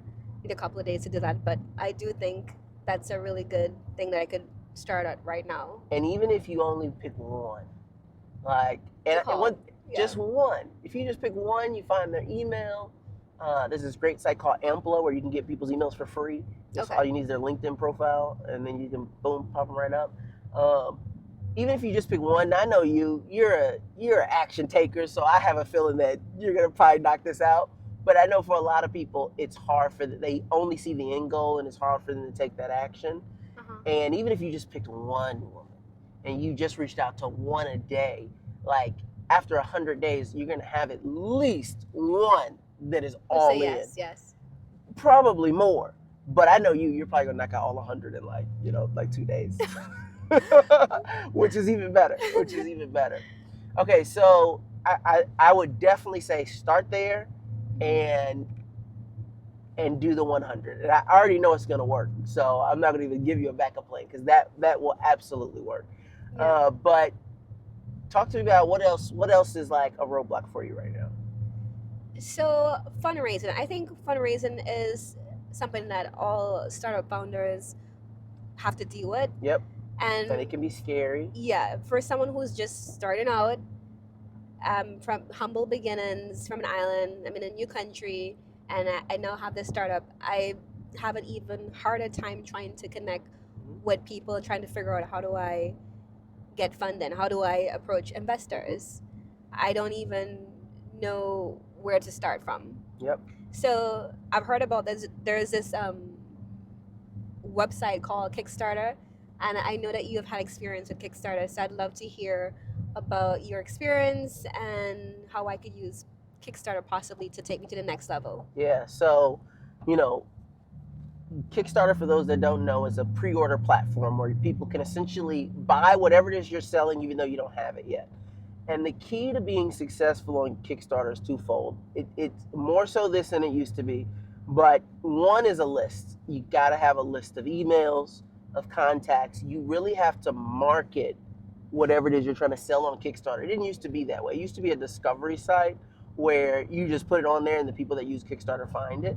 But nowadays, you really need to help build that list and to promote it on your own in order for it to be viable. So that's number one, is you're going to need a list. Number two is it's all about the storytelling. It's all people are watching a video, and they're going to watch a video of what it is that you're trying to produce and sell, and they're going to buy it based off that video, and they're going to buy it based off of whatever graphic you put on the page. And so if you go and you start with these women and you get all these stories, and you're able to incorporate that into a video, it's going to create a very compelling message that people are going to want to be a part of.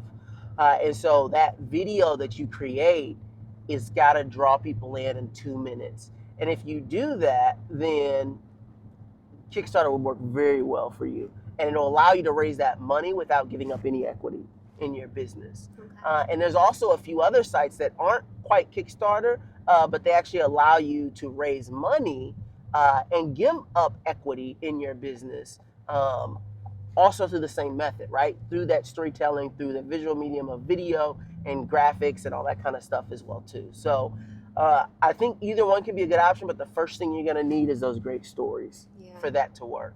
And then you can go and raise money that way. Okay. I think that's an amazing idea. I definitely have to start working on my marketing, and I definitely need to start working on that list of 100 women. That's something that I need to do ASAP.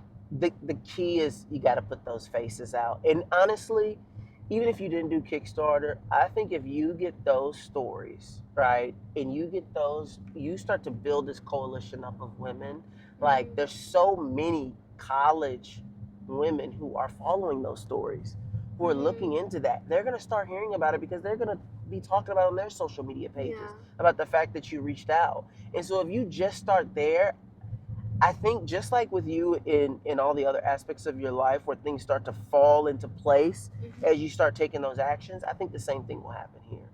And I even think about I know you're working on your MVP right now. I could just imagine you start reaching out to people and telling them about this. There's a woman in Silicon Valley, probably more than one, probably several hundred women, working in Silicon Valley, worked in startup culture, is an engineer, is a programmer, has experience firsthand being a part of even a startup, maybe a startup on campus. And she's a coder, and she's experienced this with her co-founders of how she was treated when she went into meetings. And she's going to see what you're doing, and she may be like, I want to join your team. Because it's such a wide problem. And I think that as you just get what your mission is out there,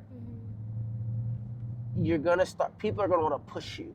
And I often think about when I first started and we were in the mall, and we were selling flipsticks in the mall, the people that would come up to me and they would buy my product, and they would someone would tell me I really don't even want this flipstick, to be honest. I'm just doing this because you're out here, you're hustling, and I just want to support you. And that's the only reason I'm buying it. And I remember I saw this lady the other day, and she's like, hey, I bought one of those flipstick things from you when you were in the mall. She was like, how are you doing? And I was like, you don't follow me on Instagram? She's like, no, I don't know anything. I was like, the flipstick's in the Smithsonian Museum now. She looked at me like, what? I was like, it's in Target, and we got on Shark Tank. I saw something to Snoop Dogg. She said, what? I was like, yeah. She couldn't believe it. because she just bought one trying to support me because she saw me hustling and she just believed in it. She didn't know anything that happened after that. And so I think there's going to be so many women who see what you're trying to do and they're going to support you in the small ways and big ways to try to get you where it is you're going. And your only job is to let people know what it is you're trying to do so that they can help you in whatever way they need to. And I think everything else will fall into place, to be honest. Yeah. I think everything else will fall into place with you as you do that. Yeah. So I see my business, what you're saying, I see my business as like basically connecting all of these women together and offering them like one central platform to like even inspire more women to keep safe on campus and to basically support for womanhood. And just like you found that dean who saw you and was like, I'm getting this girl into school, there's going to be a dean and she's going to see what you're doing. And she's going to be like, my school's paying. I don't care how much it costs. We got 20,000 students. How much is it a month? Great. Here's the money. And that's going to be that. So I just got to get out there. Like literally you just got to get out there. That's what I think. This is what it is. Just getting out there, connecting with people, telling them what you're doing, showing them like the potential. Connect with people that have huge audiences and big stories. That's really the key. Like, because they have such a big story, as tragic as their story may be, it's big, it's wide, and it's out there. Connecting with them, so many people have heard and know their story. So the reach is bigger. Yeah. And so the reach is going to be so big when this person that experienced this trauma all of a sudden now has a solution. That's huge. Yeah. I think that's brilliant. This is gems. Literally, I'm so excited about this right now. Yeah, I'm telling you, I just think like I keep seeing this woman's face. And I wish I knew the name of her documentary on Netflix. It just came out. Yeah, I think I saw it. Like, she was kidnapped, and then, like, the police didn't believe her when she finally, like, appeared. And then this guy been raping all these other people. Yeah, and then they had to, I think later on they made the connection. But apparently the police who was initially, like, investigating the whole case, he got promoted and all sorts of things before. Promoted. Yeah, even before, and like. what they found out was that this guy was his ex had dated her like fiance, and so he just had it out for her anyway. Didn't believe in them. He's like, I don't trust them. So it was just crazy.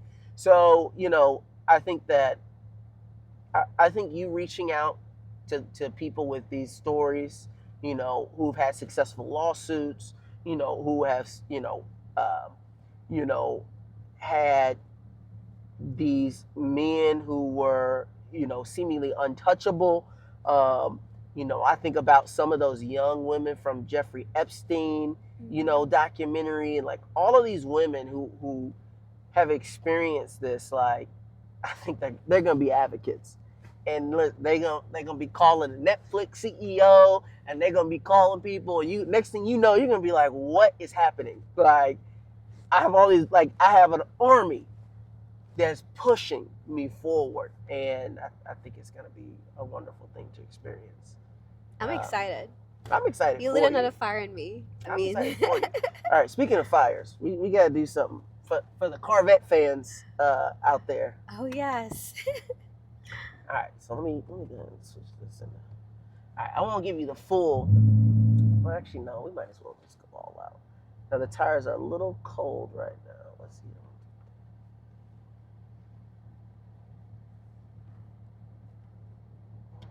Let's see here. Let's forget how to do this.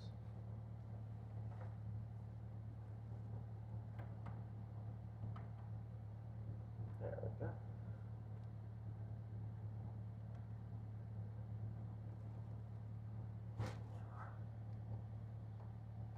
All right, you ready? Mm-hmm. I am ready. I've been born ready. Oh my gosh! Woo! Oh wow! That is intense. Oh my gosh! This is crazy. All All right. That's just a little bit of fun. We gotta have a little bit of fun. You know, you talked about getting a ticket 4 times in a year. And when I first bought this car, I also got a ticket. Now, to be fair, I was going 140 miles per hour, but I was in backwoods Kentucky. And when I tell you, I thought I was going to be a statistic. I thought I was going to have a hashtag. I said, these Kentucky State Troopers, they are about to pull me out of this car. I was terrified. Let me tell you, I was terrified. But by the grace of God, they let me go. I didn't even get taken to jail. I was going way over the speed limit. But that was listen. Crazy story. That was a crazy story and a scary story. Just, I mean, I Glad have to edit you're that out here. because my mom, she don't need to know that. She'll start freaking out. Okay. All right. Cool. Well, any other questions? I'm trying to think. So we talked about funding, Kickstarter. Let me try and think. What was it? I mentioned 3 things. It was investors, funding, and Kickstarter. You didn't tell me about like investors, like how to approach that. Yeah. So, you know, when it comes to investors, the first place that I would honestly start for you is your university, because you have such a great network at WashU. I mean, honestly, starting with Doug is a great place to start. Doug's an investor. He knows a lot of investors. And what I like to do, especially at the very beginning, is don't go in saying I'm looking for an investment. Go in saying I'm looking for advice. Mm-hmm. And what I recommend is, like, say you have someone at your university, you know that they're an investor, they invest, they know a lot of investors. Say, look, I'm not taking investments yet, but I'm trying to get prepared to have a program and a package that is investable. I want to have a company that's investable, and I want to present to you what I have today and get your feedback. Okay. And that way their guard will be down. They won't try to sugarcoat you of, oh, this is really good, you did a great job. No, they'll be honest with you. And that's really all you want. Honesty. Is you want someone that is an investor, whose money's on the line, to be honest with you about why they would or would not make an investment where you are today. Okay. And if you start there, now they can start to give you that honest feedback that then can help you enhance. Because you may go through and they say, look, your presentation is great. It's, I loved it. Slides look good, but I don't believe it. I don't believe you can make it happen. Yeah. I want to see some sales before I would ever invest. And now a certain percentage of investors are all going to think that exact same way. No matter what pitch you come in and give them, they're going to be like, I need to see traction. You may talk to someone else and he says, look, I think you can get the traction, but I want to see some more visuals of how the app is going to work. Right now, it's hard for me to realize that it's going to work, right? And so for a certain percentage of investors, I need to have these visuals down so that they can believe in this. And so if you go through that process, and you really only need to probably maybe do like 4 or 5 pitches to investors, and you can do this with people at your university, but there's also locally, there's angel groups. Ours is called Archangels. Here's locally. You can do it with them, and they'll give you feedback. But you really want for them to lower their guard down so that they're not trying to not let you know what they're thinking, because you want to know their honest opinions. And the worst thing is that you get into some of these situations and they tell you, oh, it was great and we loved it, and they're not being honest of if they're going to do it, and they just leave you on red and they don't tell you anything. They waitlist you, and you don't want that. You want them to tell you what it is I can improve on, what would make you invest in this idea. And then how would you bring the conversation back to them once you've done the improvements? How would you approach that? All you do is you send them an email and you say, hey, I got some really exciting updates. I'd love your feedback on it. And they're going to want to know, because the biggest thing that gets investors to invest is progress. Okay. If you go and show them something today, they're like, you need to fix this, you need to fix this, you need to do this. And you come back to them in 6 months and you've done everything that they said, they're going to make the investment. Oh. Because they're going to be like, I told her to do all these things. She hasn't got any money from me. She did all of them in an amount of time that I thought was impossible. Okay. And if she did all that, if I give her some money and I tell her to do some more things, she's going to do those too. And since I'm an investor and I know I'm smart and I know I've made all this money, if I tell her to do all these things, she'll be successful. She'll make it happen. Yeah. I know the dean at 6 universities. All I have to do is make a phone call. She's already got it ready now. Now I can actually work my contacts for her. They're gonna invest. It's just like what happened with me with Shark Tank. Before, when I came, I showed them what I had. All right, cool, it's okay. When I came back and they see all the progress that happened in a year, now they're like, yep, let's do it. No questions asked. And so the same thing will happen with the investors. Okay, that makes sense. My very first investor I ever had, I went to him, told him what I was trying to do, asked him for his feedback. He basically had no feedback at all. Oh, no. He was like, oh, it was great. And I was like, okay. Came back to him a few months later, asked him for a check, gave me $100,000. Was a first investor. Mm-hmm. So that works. Absolutely. And once you start getting all those things done, you really want to compress the timeline. You want to come to them and one thing that really gets investors excited is urgency. Mm-hmm. And so when you want to land investment, you want to come with an opportunity that's fleeting. And that only happens if investors act quickly. Okay. So for me, what got investors to make quick action was we had a deal on the table with Target. And the Target deal was going to cost several $100,000 just to produce the product. Then we're going to have to market the product. And then, of course, once we get there, if they want even more product, they were only going to do a pilot for a few stores. If they're going to do even more product, it's going to cost even more money. And so when I came to them and said, hey, right now we have a six-figure deal on the table with Target, and I'm going to have to rip it up because I don't have the money. Yeah. They say yes. It's exactly what happened to you when you had the scholarship and you walked into the office and you said, hey, I need 10 grand a year so I can pay for the school. I already got the opportunity on the table. I'm going to have to say no. That guy's an investor, right? He's investing the government's money in their citizens. And so when you come to him and you say, I have an opportunity on the table that I'm going to rip up if you don't give me money, they give you the money. Wow. Because they're like, oh, we can't give up on that opportunity. And the investors think the exact same way that he thinks. So when you go and you say, hey,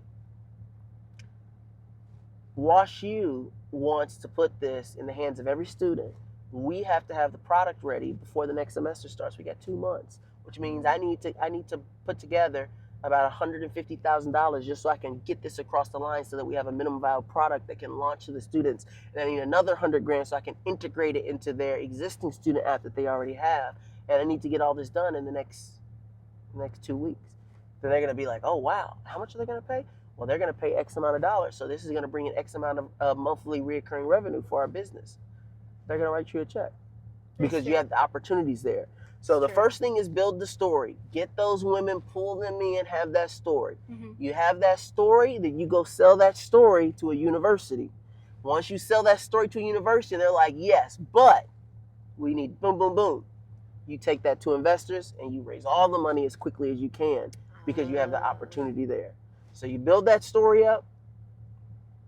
You go and you start pitching. You get someone on the hook to be a customer, and they're going to have some prerequisites that you don't meet yet, and then you use that opportunity, that big opportunity to go and raise your money. Oh, that is brilliant. Oh my God, that's priceless information. And they'll all say yes. I only know because that's what I did. Well, I didn't know anything about raising money. Never raised $1. Was terrified to raise money. And I didn't know that strategy going into it. I just know that that's what ended up working. So that's why I'm telling it to you. Okay. And so now I know, like, oh, this is why it ended up working in the timing that it actually worked. And here's what happened. So if you do that, at that point, it just makes sense. Because they're going to be like, well, we're not going to, she has this huge contract. Like, we can't, and if I wait, next thing I know, she's going to have 10 schools. And someone else is going to give her the money. And then the valuation is going to be 3 times. And they start thinking. And that FOMO kicks in for them. And they're like, I'm going to miss out on the opportunity. Or she's going to not be able to accept the opportunity because I didn't make the decision. And then what if someone else makes the decision and I didn't? And then I miss out on it. And so all these things start running through the investor's head that makes them be like, okay, I need to act on this now. I'm going to miss my opportunity. And the That's same, really and smart. for the big customer, that first big customer you get, like when they hear your story and they see all the people that are a part of it, like that's what's going to want to make them say yes. And even though you weren't there, that's what happened with us with Target. They said yes. We were a tiny little company. We had to find a whole new manufacturer just to be able to go into Target because we didn't meet any of the qualifications. But they heard the story. They were like, we believe in this. I pitched them and said, this is the future. You know, people are wanting to make content. You guys don't have products for people making content. And they bought into it. And so they issued the order, but we had a lot of catching up to do in order to actually make it happen. And so that's when everything starts to spin up. Wow. This is like, you're literally telling me how to become the next millionaire. You got this. Listen. I appreciate this so much. Look, like I never had a 4.0. You just changed my life. Like, no, you have like something better, like expertise, knowledge, experience, just like stuff that you can't like get from like an education. Yeah. It's priceless. Listening to your story and getting to know you today, like, and seeing what you've accomplished and done, like, I know, like, this for you, I know it doesn't seem like it now, but it's going to be easy. Because all the things that you've done is the exact same things you're going to have to do here. It's just in a slightly different application. That's it. And like for me, when I was going through all of this stuff to build my business, I really had not had that really overcome like these big struggles. I had done it once, dropped out of college, had to recover myself. And so that's the knowledge that I pulled on. But for you, you've done it several times already. And so all of that knowledge that you've gained there is exactly what you're going to pour into this. And when you go talk to, you know, these women that have these really big stories and you tell them your story of like, look, if you think this would help you, I will go to the ends of the earth to ensure that this app is produced and ready and is in the hands of every little girl so that this never happens again. And they will want to fight for you because they're going to know like, oh, she may not be there yet, but I know she's going to get there. And they're going to back you 100%. Wow. I'm just like speechless right now. Thank you so much for sharing all this information with me. This is incredible. Thank you for sharing with me. You know, that's what this show is all about. It's about keys to life. And I think, honestly, you gave more keys than I gave in this episode, to be honest. So I thank you for just sharing your story and being vulnerable. I know that so many people are going to achieve, you know, and receive so many benefit out of hearing your story. And listen, this is just your chapter 1. I'm excited to see the next chapter and the one after that and the one after that because I know they're going to be incredible. Yes, they will be. Awesome. Well, listen, that is it from us here at Keys. I want to give special thanks to our friends at the Corvette Museum. Check them out at corvettemuseum.org. And if you want to win a car just like this one, you can get one right over at corvettemuseum.org. They have a monthly raffle. It's just $20. And you can win a Corvette yourself. I'll see you guys in the next one. Peace.